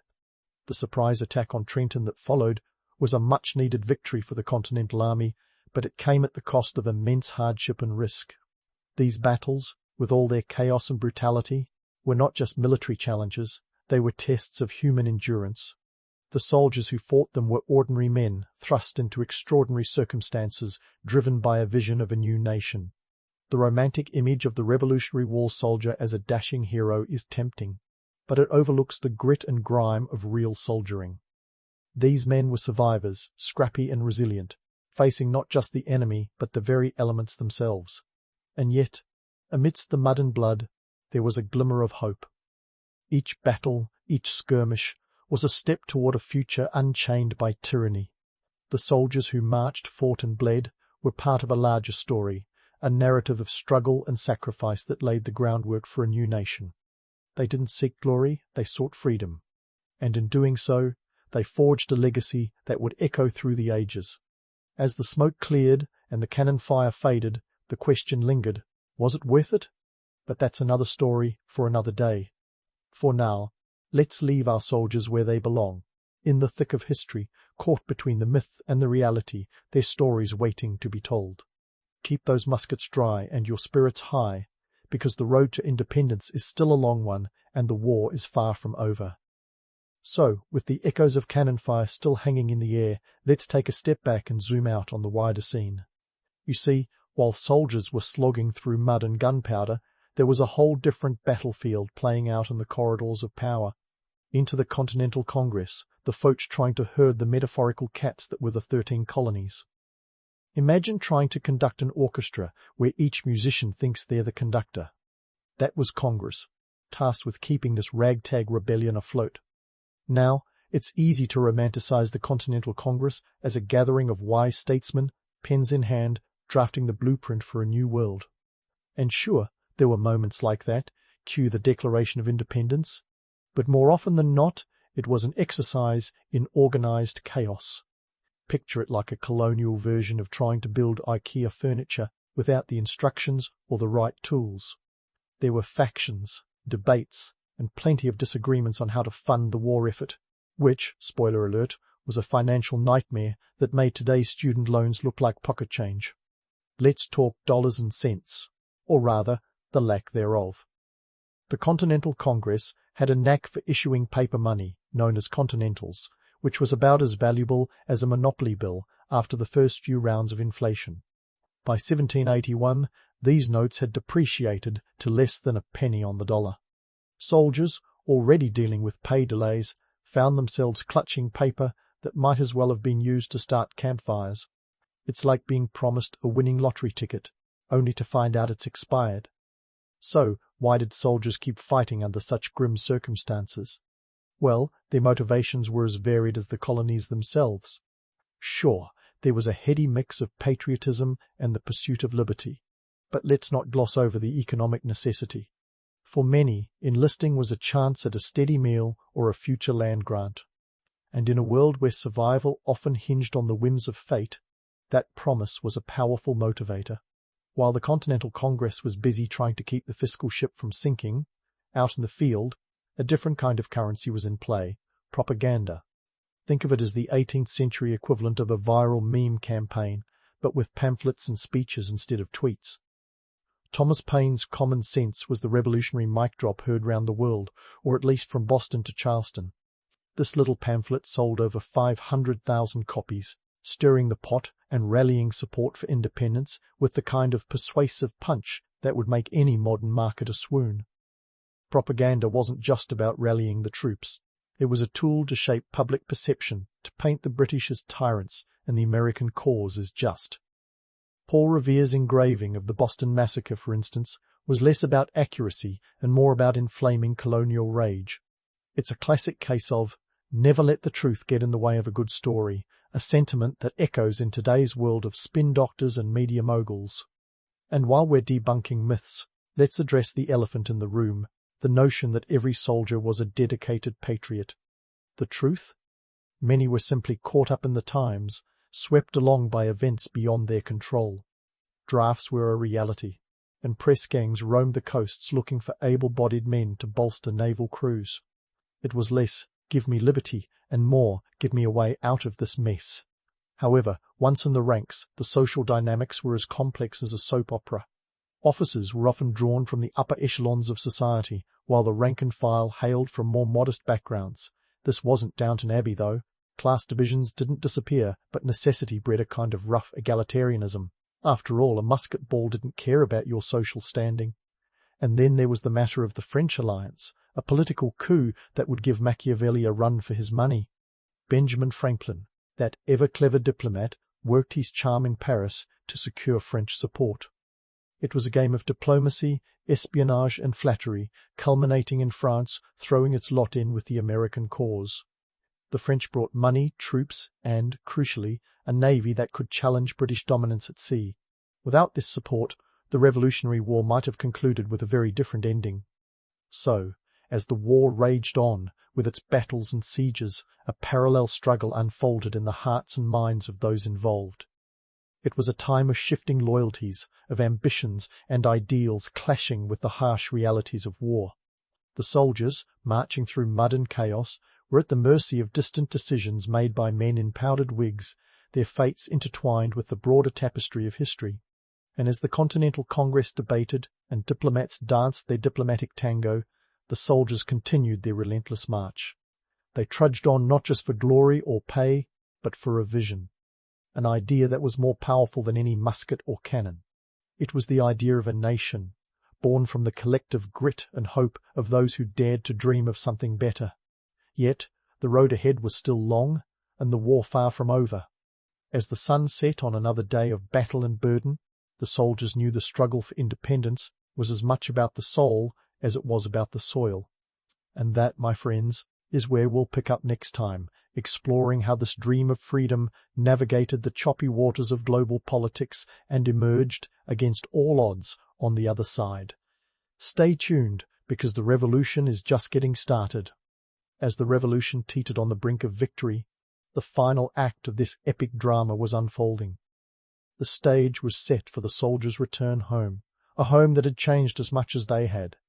Picture these weary warriors, trudging back to civilian life with little more than the clothes on their backs and a smattering of IOUs from a government that had more ambition than actual currency. The grand promise of land grants? Turns out it was about as reliable as a politician's campaign pledge.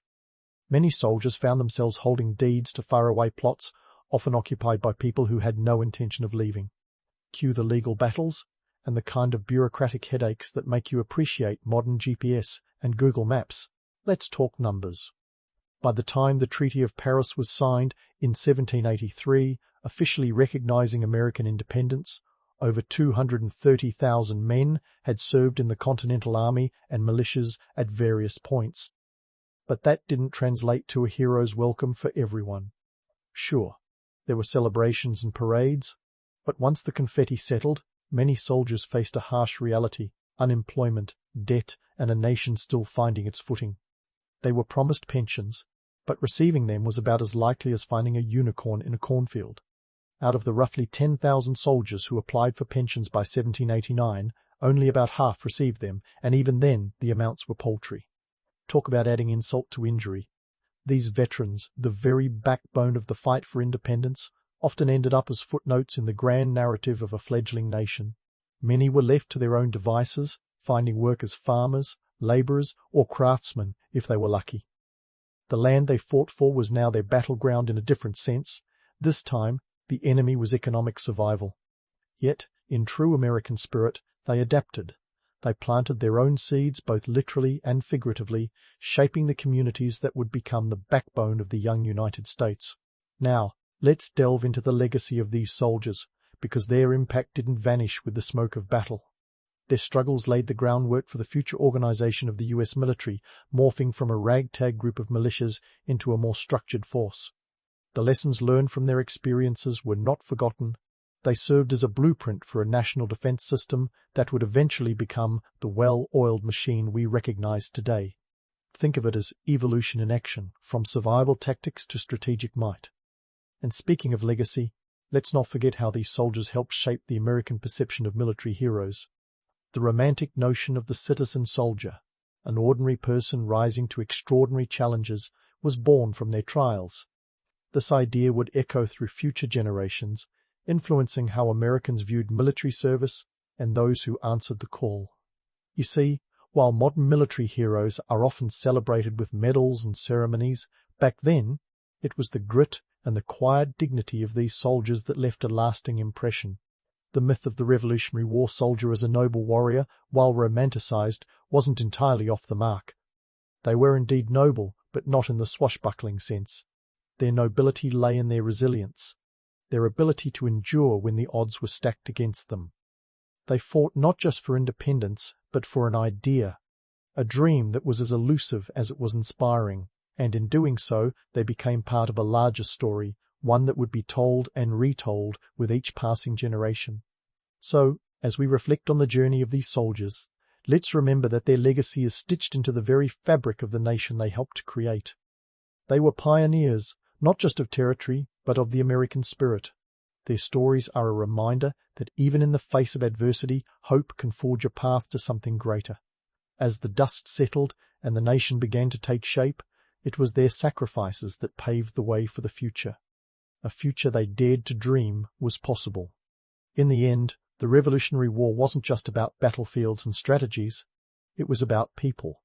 Ordinary people doing extraordinary things. The soldiers who returned home, despite their trials, were integral to building a new nation. They were, in every sense, the founding fathers of a legacy that would continue to evolve, a testament to the power of perseverance and the enduring human spirit. As the chapters of history turn, their story remains, a reminder that the fight for freedom is a journey, not a destination. And that, dear friends, is the true legacy of those who dared to dream of America. In the bustling streets of 1760 Edo, which we now call Tokyo, a child named Katsushika Hokusai was born. If you've ever heard of him, you might think of the iconic wave from the Great Wave off Kanagawa, but let's not get ahead of ourselves. Hokusai's early life wasn't exactly an artist's paradise. In fact, it was more like a paint-spattered corner of a mirror polisher's shop. His father crafted mirrors, but young Hokusai seemed more interested in what was behind the reflections. Not exactly a born genius scenario, right? Now, let's talk about Edo period Japan, where the societal quirks were as bizarre as they were fascinating. Picture a city where everyone and their grandmother was obsessed with ukiyo-e prints. These woodblock prints were like the Instagram reels of the 18th century. They captured the fleeting beauty of the world, floating world as they called it. And in a society where the samurai were taking a back seat to merchants, artists like Hokusai were starting to find their groove. But Hokusai's journey from mirror polisher's son to artistic legend wasn't a straight line. At 14, he began an apprenticeship under the ukiyo-e master Katsukawa Shunsho. It was a bit like being a rock band roadie before becoming a rock star. Hokusai wasn't painting masterpieces right away. He was probably sweeping floors and grinding pigments. Talk about paying your dues. Apprenticeships in Edo were the internships of their day, minus the coffee runs.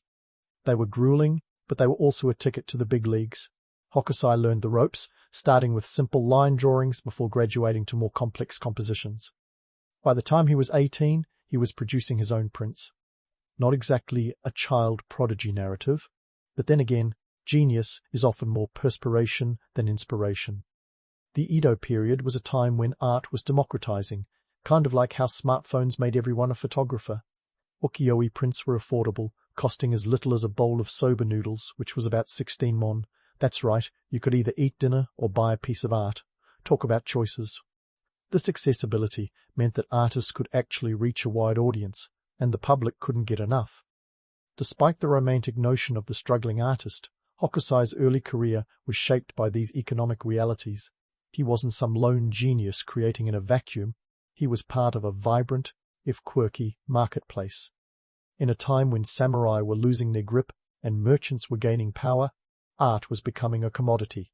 And Hokusai, with his knack for innovation and a style that would evolve over 70 names throughout his career, was ready to capitalize on it.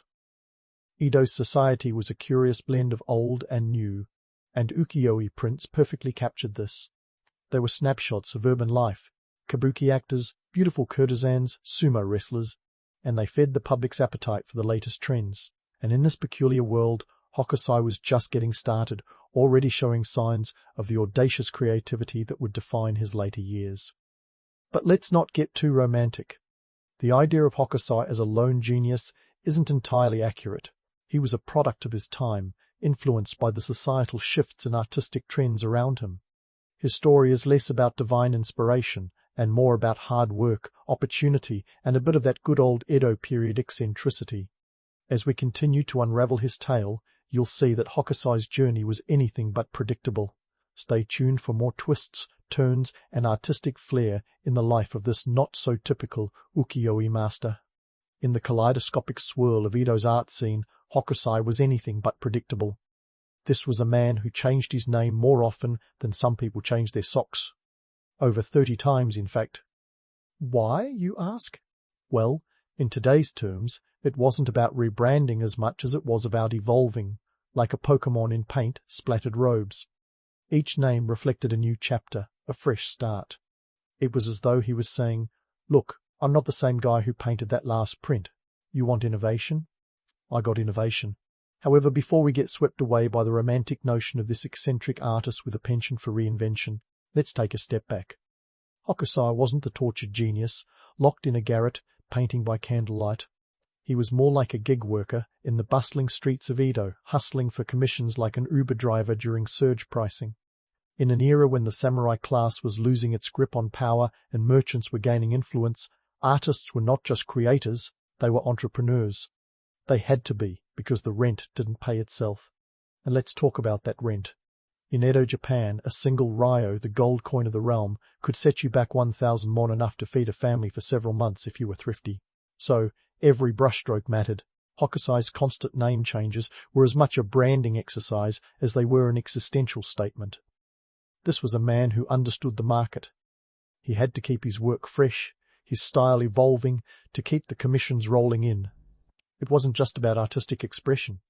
It was about survival in the precarious balance of supply and demand. Now, the myth of Hokusai as the lone genius is tempting, but the truth is far less glamorous and far more interesting. He was an artist deeply embedded in his cultural milieu, and his work was as much a product of Edo's vibrant, chaotic energy as it was of his own unique vision. Picture Edo as a city-sized flea market, brimming with sights, sounds, and smells. It was this ever-changing tapestry of life that Hokusai captured in his prints, whether it was a majestic wave or the quiet dignity of a farmer. Yet, while he was out there capturing the essence of Edo life, Hokusai was also a bit of an oddball. It's said that he would doodle on anything, walls, floors, even bits of scrap paper. If you gave him a napkin, he'd probably hand it back with a masterpiece on it. His eccentricity wasn't just an affectation, it was a way of life. He lived as if every surface was a canvas and every moment was an opportunity to create. Hokusai's relentless pursuit of innovation wasn't just for art's sake, though. It was a pragmatic response to the economic realities of the time. As an ukiyo-e artist, he had to contend with the whims of public taste, which could change as quickly as the seasons. The floating world of Edo was fickle, and artists had to adapt or perish. It was a bit like trying to go viral on social media.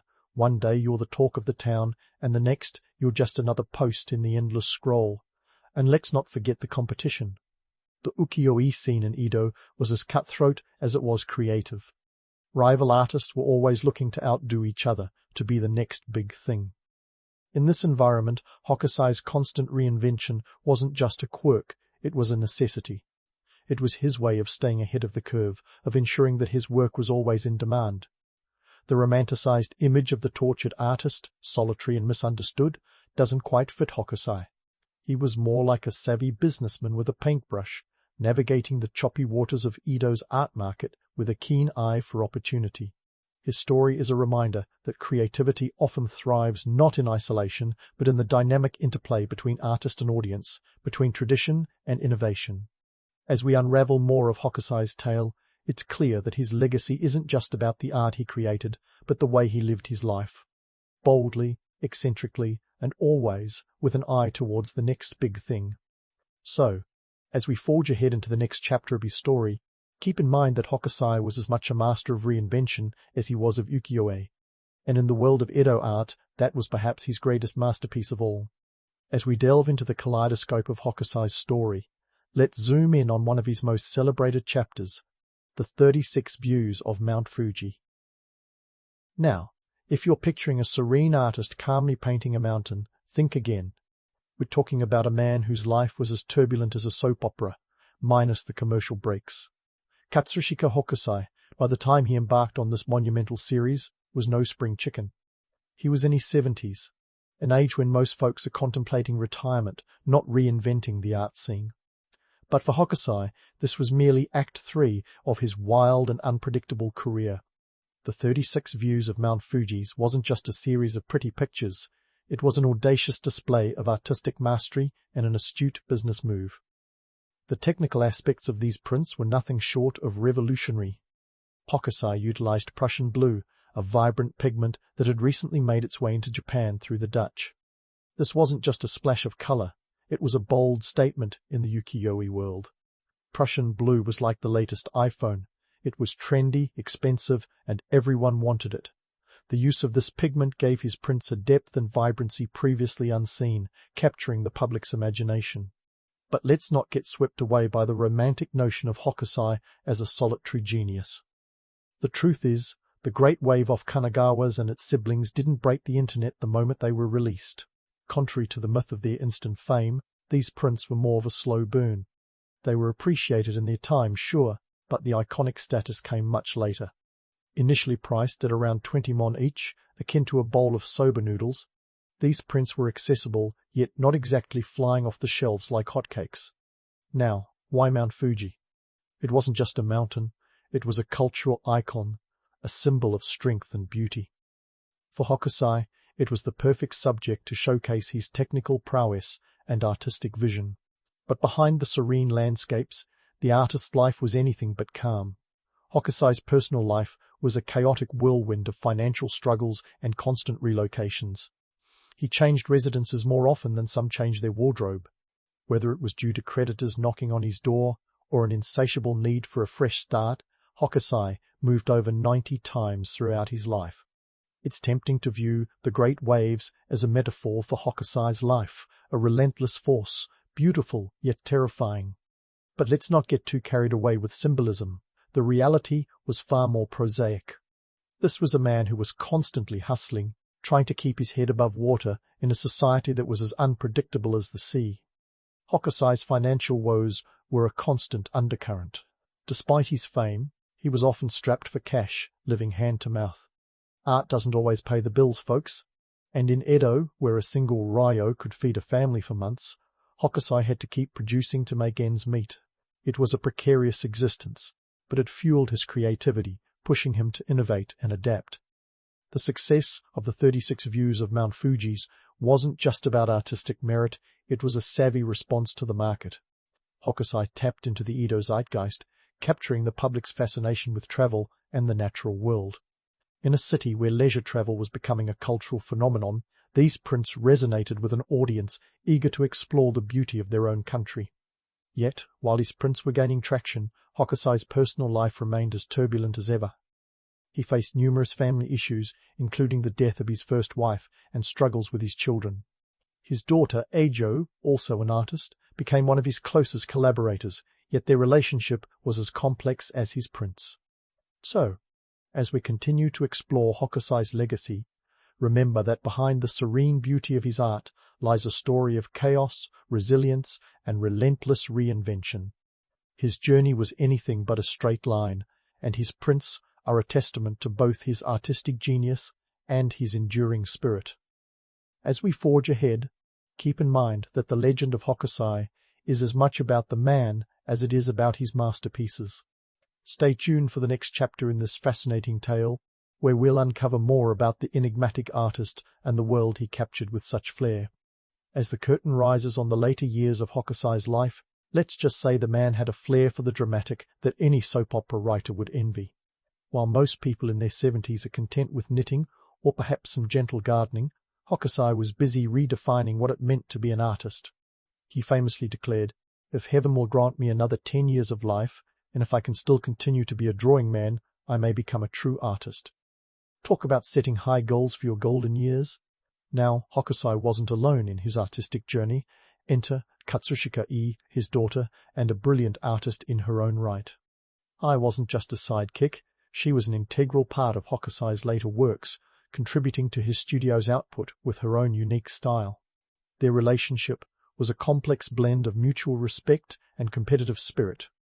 Think of them as the Van Gogh siblings of their time, minus the ear-cutting drama.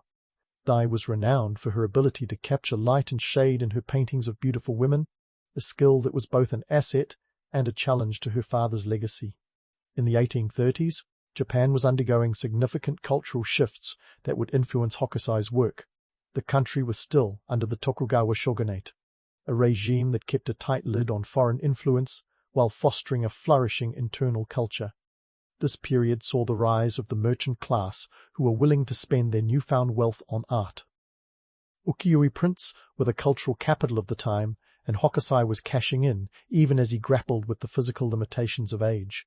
But Hokusai wasn't about to let something like a stroke slow him down. In a move that would make any modern motivational speaker proud, he continued to create, often with his left hand when the right wouldn't cooperate. His stubborn refusal to retire is the stuff of legend, and you can almost picture him defiantly picking up his brush, grumbling about the frailties of the human body while creating yet another masterpiece. As he aged, Hokusai's work reflected a deeper understanding of simplicity and elegance. He began to strip away the ornate detail that characterized his earlier work, focusing instead on capturing the essence of his subjects. It was as if he was peeling away the layers of life, looking for the kernel of truth beneath. In his 70s, he claimed to finally grasp the true meaning of art, a statement that makes you wonder what exactly he thought he was doing for the previous 6 decades. Hokusai's evolution wasn't just an artistic journey, it was a response to the changing times. The merchant class, now the primary patrons of art, sought works that spoke to their experiences and aspirations. They wanted art that captured the spirit of the time without the pretentiousness of courtly art. Hokusai, with his knack for capturing the ordinary in extraordinary ways, was their man. Meanwhile, she, often working alongside her father, was making waves of her own. Her paintings, especially of women, were known for their psychological depth and nuanced portrayals, setting her apart in a male-dominated field. Despite the patriarchal norms of Edo Japan, Ji carved out a niche that was distinctly her own, proving that talent and tenacity could break through even the toughest societal barriers. The dynamic duo faced their share of challenges, not least of which was the constant spectre of financial instability. Hokusai's chronic money troubles were a family affair, with C often stepping in to manage the household and studio finances. It was a precarious existence, akin to walking a tightrope over a yawning chasm of debt, but their partnership endured. In the broader context of Edo Japan, Hokusai and E were part of a larger cultural movement that was beginning to question the rigid hierarchies of the time. Art was becoming more accessible, and artists were pushing boundaries, experimenting with new techniques and subjects. This era of innovation set the stage for the Meiji Restoration, a few decades down the line, which would bring about seismic changes in Japanese society. Hokusai's later works, characterized by their simplicity and spiritual depth, reflected a world on the cusp of change. They were less about the vibrant chaos of Edo's urban life, and more about the quiet introspection that comes with age and experience. Yet, even as he explored these new themes, Hokusai never lost his sense of humor or his love for the absurdities of life. He was known to laugh at his own mistakes, once famously remarking that he needed another 100 years to truly become an artist. As we edge closer to the final chapter of Hokusai's remarkable story, it's important to remember that his legacy is as much about his relentless pursuit of perfection as it is about the art he left behind. He was a man who refused to be defined by the limitations of his age, his health, or even his own success. In this way, Hokusai's life was a testament to the power of reinvention, a reminder that the journey is just as important as the destination. In the next part of our tale, we'll delve into the later stages of Hokusai's life, exploring his final works and the legacy he left for future generations. But for now, let's leave him in his studio, paintbrush in hand, ever the restless spirit, forever chasing the elusive beauty of the world around him. As we leave Hokusai dabbling with brushes in his studio, let's shift our gaze to his legacy, which is as sprawling and unpredictable as the man himself. When Hokusai shuffled off this mortal coil in 1849, he left not from a grand estate, but from a humble dwelling, likely surrounded by more creditors than admirers. His financial situation wasn't exactly the stuff of posthumous legend. In today's parlance, he died broke, an irony not lost on anyone familiar with the modern art market, where his works now fetch sums that could rival a small country's GDP. Fast forward to the present day, and Hokusai's name is practically synonymous with Japanese art. His great wave off Kanagawa isn't just a print, it's a global icon, splashed across everything from coffee mugs to tattoos. It's a curious twist of fate that this man, who often couldn't pay his own rent, now has his art priced in the millions. For perspective, back in Hokusai's day, a single ukiyo-e print might cost you around 20 mon, about the same as a bowl of soba noodles. Today, his prints can auction for upwards of 2 million. That's a steep climb from soba to Sotheby's.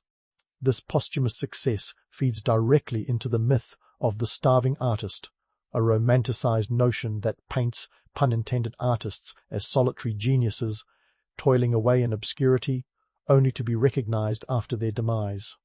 But let's inject a dose of realism here. Hokusai was no isolated hermit. He was deeply enmeshed in the vibrant, if chaotic, cultural and economic tapestry of Edo. While he may have struggled financially, he was anything but unnoticed. His work was celebrated in his time. It just didn't come with the modern-day price tags. So why the massive inflation in value? The answer lies partly in the late 19th century Japonisme craze that swept through Europe, as Western artists like Vincent van Gogh and Claude Monet fell head over heels for Japanese aesthetics. Hokusai's prints, with their striking lines and innovative compositions, were like a breath of fresh eastern air, in a room stuffy with European traditions. This cross-cultural pollination sparked a global appreciation that elevated Hokusai from local hero to international superstar. But here's the kicker. Hokusai's enduring appeal isn't just about aesthetics, it's about the universality of his themes. His work captures the essence of human experience, our awe at nature's power, our daily struggles, and the beauty found in the mundane. Take The Great Wave, for instance. It's more than just a depiction of a tsunami, it's a metaphor for life's unpredictability and our resilience in the face of it. People from Tokyo to Timbuktu can relate to that, which is why his art continues to resonate. Yet, let's not gloss over the cultural specificity of his work. Hokusai was profoundly Japanese, and his art reflects the unique dynamics of Edo period society. The floating world he depicted was one of transience, where beauty was ephemeral and life was a series of fleeting moments. This concept resonates with the Japanese aesthetic of wabi-sabi, which finds beauty in imperfection and impermanence. So while Hokusai's art speaks to universal themes, it is also a window into the cultural zeitgeist of his time. Hokusai's legacy is a testament to the interplay between art and society. It's a reminder that while the artist may struggle in life, their work can transcend time and space, finding new relevance in different contexts. His life was a study in contrasts, a man who changed his name more often than his clothes, yet left an indelible mark on art history. He was both a product of his environment and a revolutionary who redefined it. In wrapping up Hokusai's tale, let's remember that his story isn't just about the art he created, but the life he lived, a life of relentless creativity and reinvention, marked by both hardship and triumph. His prints capture not only the landscapes of Japan, but the landscapes of the human soul, a feat that ensures his place not just in art history books, but in the hearts and minds of those who encounter his work. So next time you see The Great Wave, whether it's in a museum or on a t-shirt, take a moment to appreciate the man behind the masterpiece. Katsushika Hokusai was more than just a painter of waves. He was a wave himself, crashing through the art world with a force that continues to ripple through time. Here's to Hokusai, the artist who lived like a tidal wave, unpredictable, unstoppable, and unforgettable. Ah, the sweet smell of stale coffee and ink-stained fingers.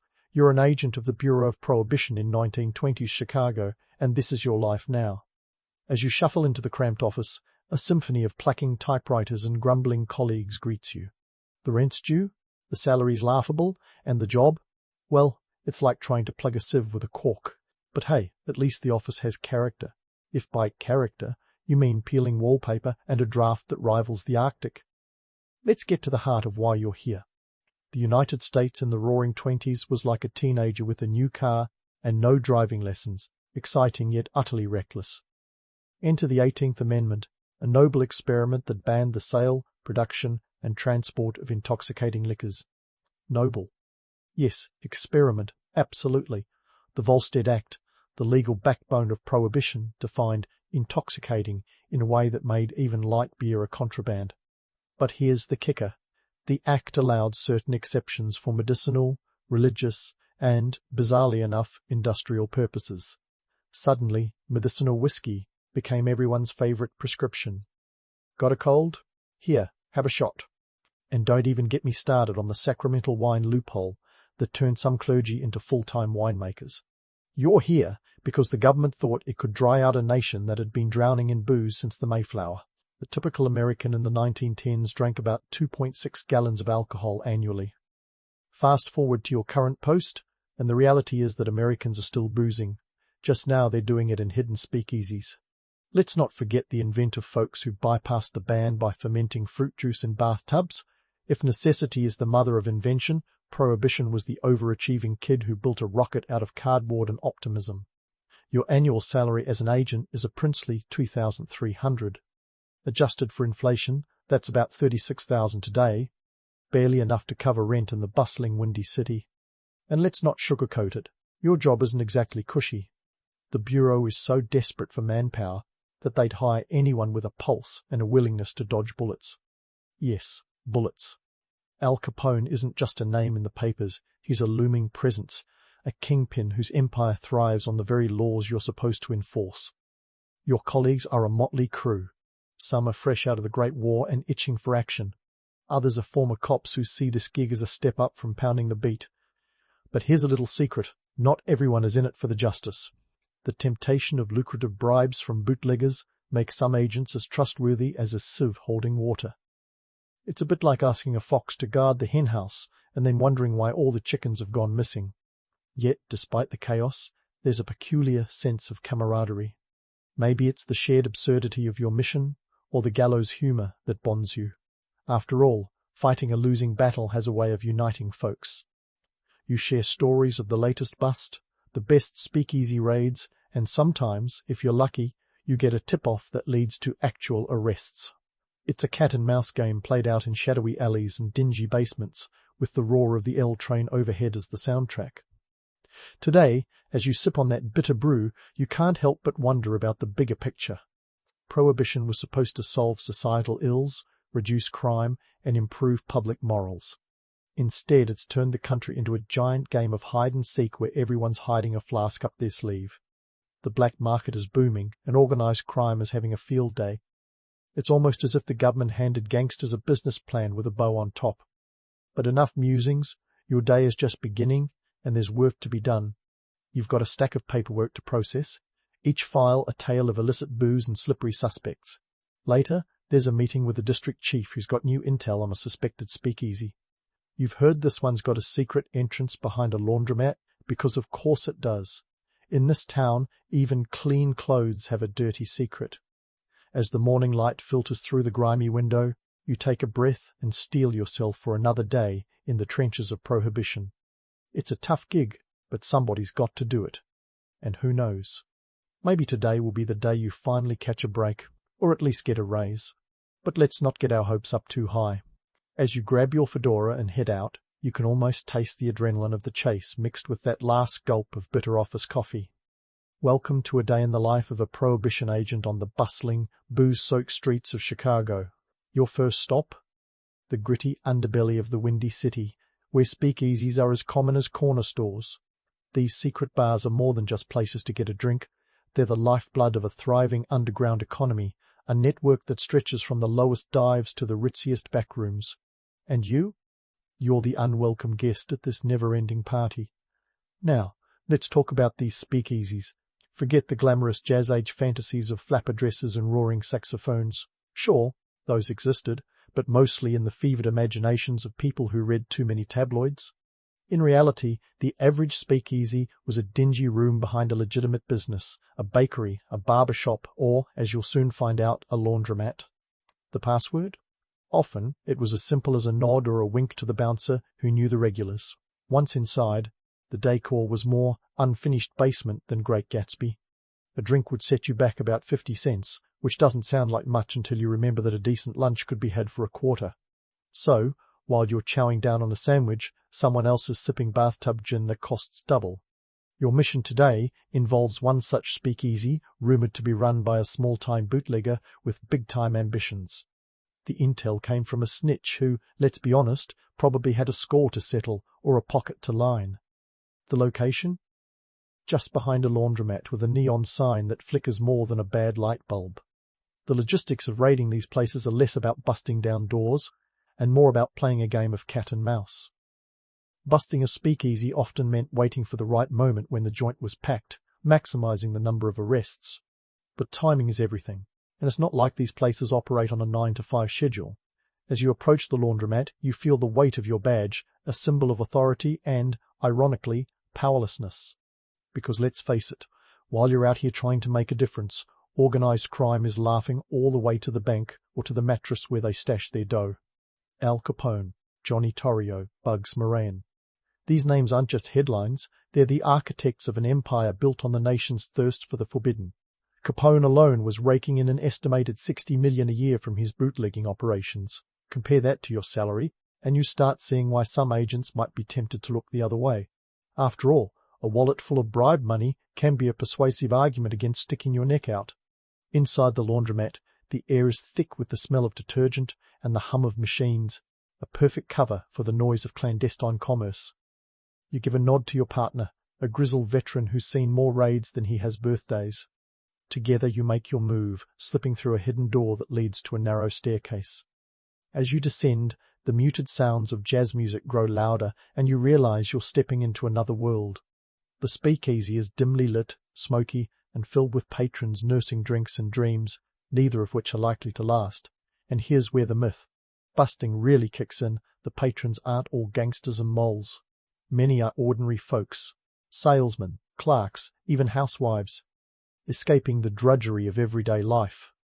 The promise of a little excitement, a little rebellion against the status quo, is a powerful draw. But the reality? It's a room full of tired faces, each with their own story that's probably less glamorous than they'd like you to believe. With a quick flash of your badge, the raid is on. Patrons scramble for the exits, drinks are abandoned, and the band stops mid-tune. You and your partner move through the chaos, making arrests and gathering evidence. It's not pretty, it's not glamorous, but it's the job. And as you round up the suspects, you can't help but think about the futility of it all. Because tomorrow, or the day after, another speakeasy will pop up, and the cycle will start all over again. As the dust settles, you reflect on the logistics of raiding these joints. It's a constant race against time and information, a chess game where the pieces are always moving. The truth is, for every speakeasy you shut down, 2 more spring up, fueled by the insatiable demand for alcohol and the equally insatiable greed of those willing to supply it. The bootlegging business is a well-oiled machine, and while you're a cog in the wheel of justice, sometimes it feels like you're just spinning in place. But here's the kicker. Despite the gritty reality, there's a strange appeal to the whole thing. The speakeasies, the gangsters, the danger. It's all part of a narrative that captures the imagination. People want to believe in the romance of it all, the idea that they're living in an era of rebellion and risk-taking. And maybe, just maybe, there's a part of you that gets it. Because fighting the good fight, even when it feels like you're losing, has its own kind of allure. As you escort the suspects out into the harsh light of day, you can't help but ponder the bigger picture. Prohibition was supposed to be a solution, a way to curb the moral decay of society. Instead, it's become a catalyst for crime and corruption, a lesson in the unintended consequences of good intentions. And you, standing in the middle of it all, are reminded that history isn't just about the big names and bold headlines. It's about the everyday people caught in the crossfire of change, each trying to make sense of a world turned upside down. With the raid wrapped up and the suspects in custody, you head back to the office, the weight of the day's events settling in. It's a tough gig, but somebody's got to do it. And as you ponder the next speakeasy on your list, you can't help but wonder about the future, because if the past is any indication, this story is far from over. As you head back to the office, you're already thinking about the next operation. The ink hasn't dried on today's paperwork, and yet the city's seedy underbelly is already plotting the next soiree. But before you dive into another raid, it's time for a stakeout. A classic piece of detective work that's part boredom, part adrenaline, and all about patience. Stakeouts in 1920s? Chicago? Well, let's just say they make modern surveillance look like a sci-fi dream. First off, let's talk equipment. Your trusty sidearm is a revolver that feels more like a museum piece than a tool of justice. The Bureau wasn't exactly flush with cash, so you're stuck with a .38 caliber Colt Police Positive. It's reliable, sure, but it's no match for the Thompsons and semi-automatics wielded by Capone's crew. And transportation? Don't expect a sleek, fast getaway. You're more likely to be crouched in a Ford Model A vehicle that's as inconspicuous as a marching band at a funeral. It's got a top speed of 65 miles per hour, which is great if your suspects are fleeing on horseback. You park a block away from your target, a nondescript warehouse that's reportedly a front for a major bootlegging operation. The car's heater is non-existent, so you're huddled in your overcoat, sipping lukewarm coffee from a thermos that leaks like a sieve. Your partner sits beside you, binoculars in hand, scanning the scene for any signs of life. Hours tick away like molasses in winter, and you're left with your thoughts and the occasional rat scurrying past. But why stake out this particular spot? For that you can thank a well-placed bribe. In the murky world of Prohibition, information is as valuable as gold, and sometimes it takes a little financial persuasion to loosen lips. Bootleggers, after all, aren't known for their loyalty, especially when someone's waving a wad of cash. Informants are a mixed bag, some are reliable, others as trustworthy as a politician's promise. And then there are the double agents playing both sides like a violin, each note a potential betrayal. The law enforcement landscape is a chaotic dance of alliances and deceit. You've got the honest cops, the corrupt ones, and a spectrum in between. Some officers, seeing the futility of the fight, turn a blind eye in exchange for a little extra green in their wallets. It's not just about survival, it's about thriving in a system that seems rigged against you. The city is a checkerboard, and everyone's trying to stay one move ahead. As night falls, the warehouse finally shows signs of life. Trucks pull up, men hustle about, and the unmistakable clinking of bottles echoes in the still air. It's a bootlegger's paradise, a well-oiled machine churning out illegal hooch like a factory on overtime. You've seen this before, the efficiency, the organization. It's like a corporate operation, minus the stock options and HR department. You and your partner exchange glances, a silent agreement that it's time to move in. The plan is simple: gather evidence, make arrests, and hopefully not get shot in the process. As you approach the warehouse, the adrenaline kicks in, sharpening your senses. The element of surprise is your greatest ally, but it's a fickle friend, easily lost if the wrong person catches wind of your presence. Inside, the scene is one of controlled chaos. Workers scramble to hide the evidence, but it's too late. The look on their faces is a mix of fear and defiance, the realization that their operation is about to hit a major roadblock. You flash your badge, and the confrontation begins. It's not the big Hollywood showdown, no slow-motion gunfights or epic chases. It's gritty, messy, and over in minutes. As you cuff the suspects and secure the contraband, you can't help but reflect on the absurdity of it all. Here you are, trying to enforce a law that's as popular as a skunk at a garden party. The demand for alcohol hasn't waned. If anything, it's increased. Prohibition turned drinking into an act of rebellion, a thrill that people couldn't resist. It's human nature to want what's forbidden, and Prohibition was the ultimate forbidden fruit. The night's work done, you head back to the station. Another victory in a war that feels as endless as the Chicago skyline. It's a cycle you know all too well: arrest, trial, repeat. The justice system is its own beast, sometimes more concerned with appearances than actual justice. Many bootleggers have connections, the kind that makes charges disappear like magic. But you keep at it, driven by duty, stubbornness, or maybe just the hope that one day it'll all make sense.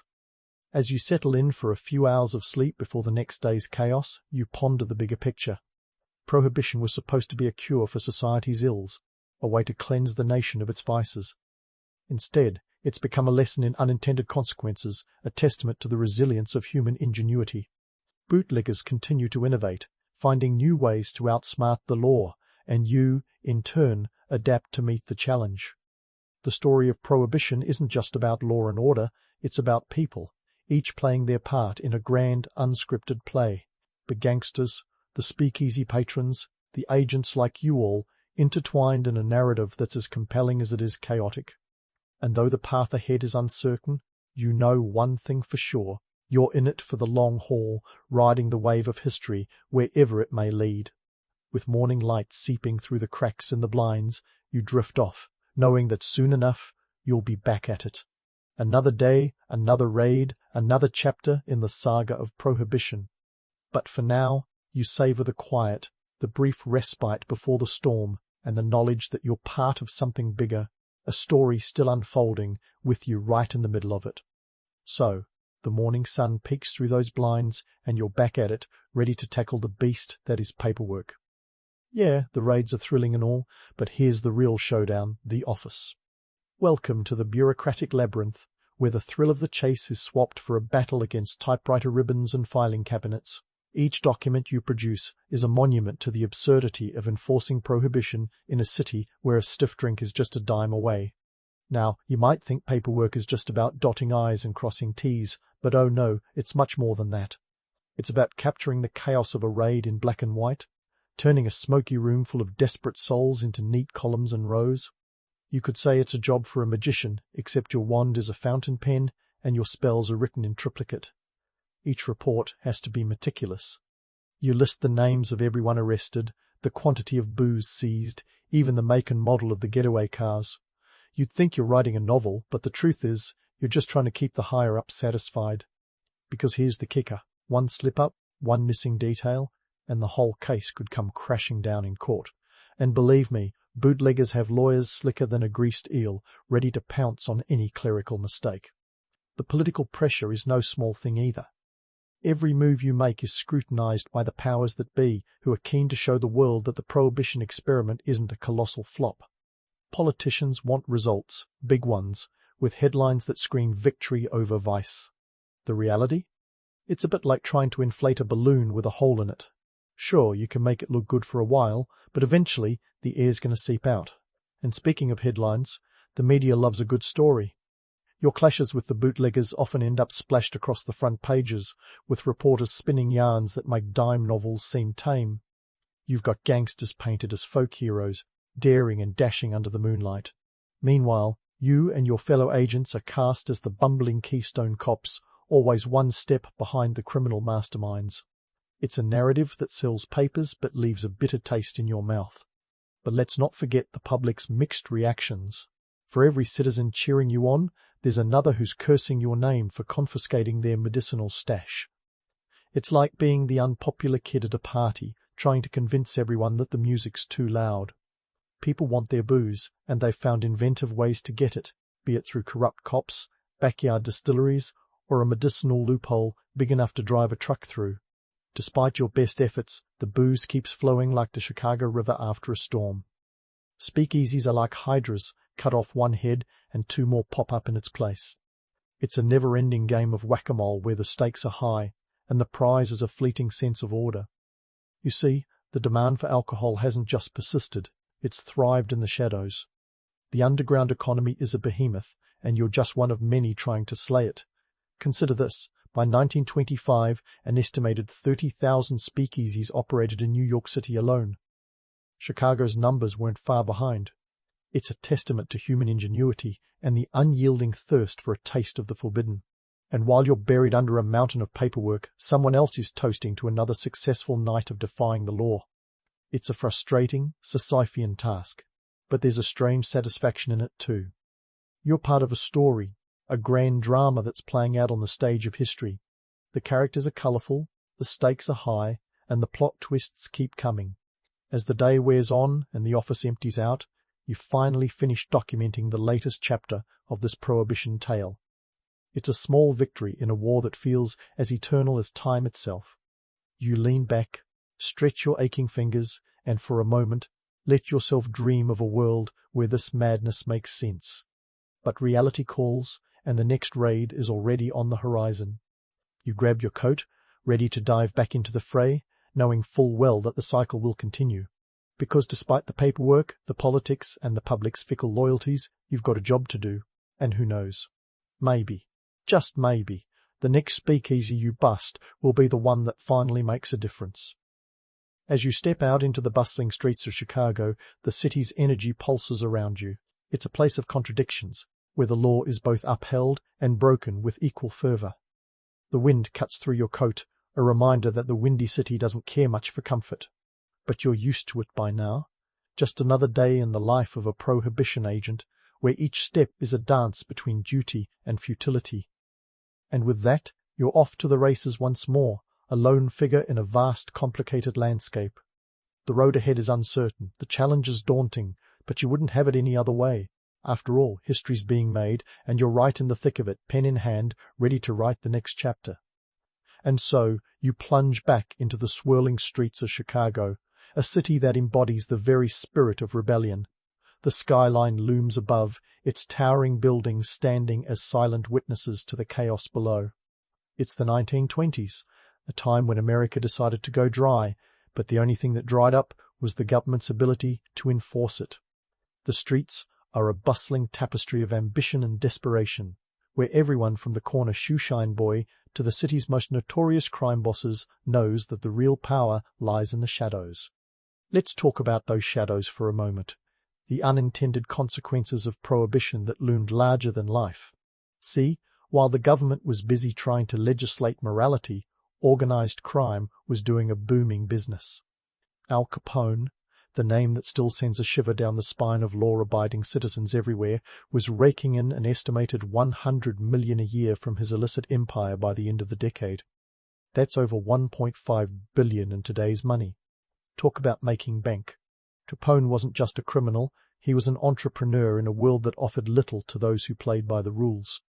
The rise of organized crime wasn't just a Chicago phenomenon. Cities across the country were caught in the grip of mobsters who turned Prohibition into a golden goose. New York had its share of colorful characters, like the infamous Dutch Schultz, while the West Coast saw the likes of Mickey Cohen taking center stage. These guys weren't just thugs. They were businessmen who understood supply and demand better than any economist. The irony? Prohibition, intended to curb alcohol consumption, actually fueled an increase in crime and corruption. It's as if Uncle Sam handed these criminal masterminds a business plan and said, "Here, run with it." But let's not forget the political landscape. The federal government, trying to enforce the unenforceable, found itself mired in scandal after scandal. The Bureau of Prohibition, your employer and the supposed enforcer of the 18th Amendment, was as leaky as a sieve. Corruption was rampant, with many agents taking bribes faster than you could say bootleg. It's a bit like asking a fox to guard the henhouse and then acting surprised when feathers fly. By the early 1930s, it was clear that Prohibition was a colossal misstep. Crime rates had soared, public respect for the law had plummeted, and the nation's thirst for alcohol was stronger than ever. Enter the 21st Amendment, the Great Repealer, passed in 1933.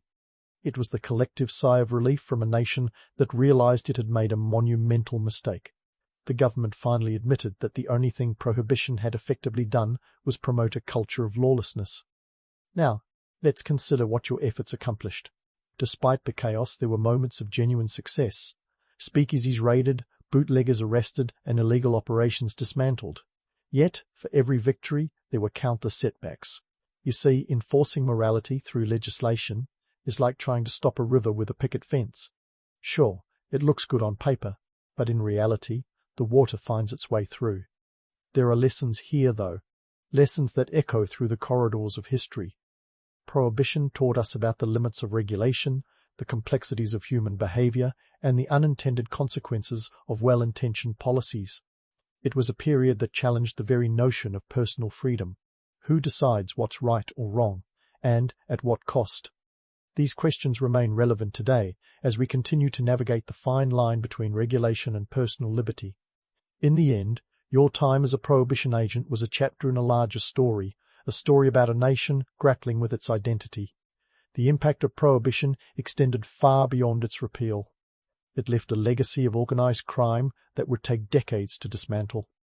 It also left a cultural mark, giving rise to the romanticism of the Roaring Twenties and the image of the gangster as an anti-hero.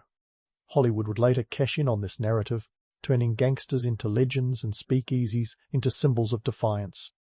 As you walk the streets of Chicago, you're reminded of the duality of human nature, the desire for order and the thrill of rebellion.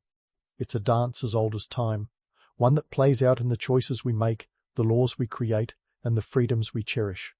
The story of Prohibition is a testament to the complexity of these choices, a reminder that the road to hell is, indeed, paved with good intentions.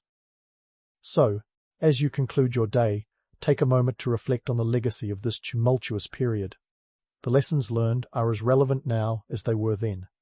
Regulation without respect leads to rebellion. Freedom without responsibility leads to chaos. And above all, history has a way of repeating itself, often with a wry grin and a knowing nod to those who came before. You've been part of this grand narrative, a witness to a time when the country tried to legislate virtue and ended up with vice.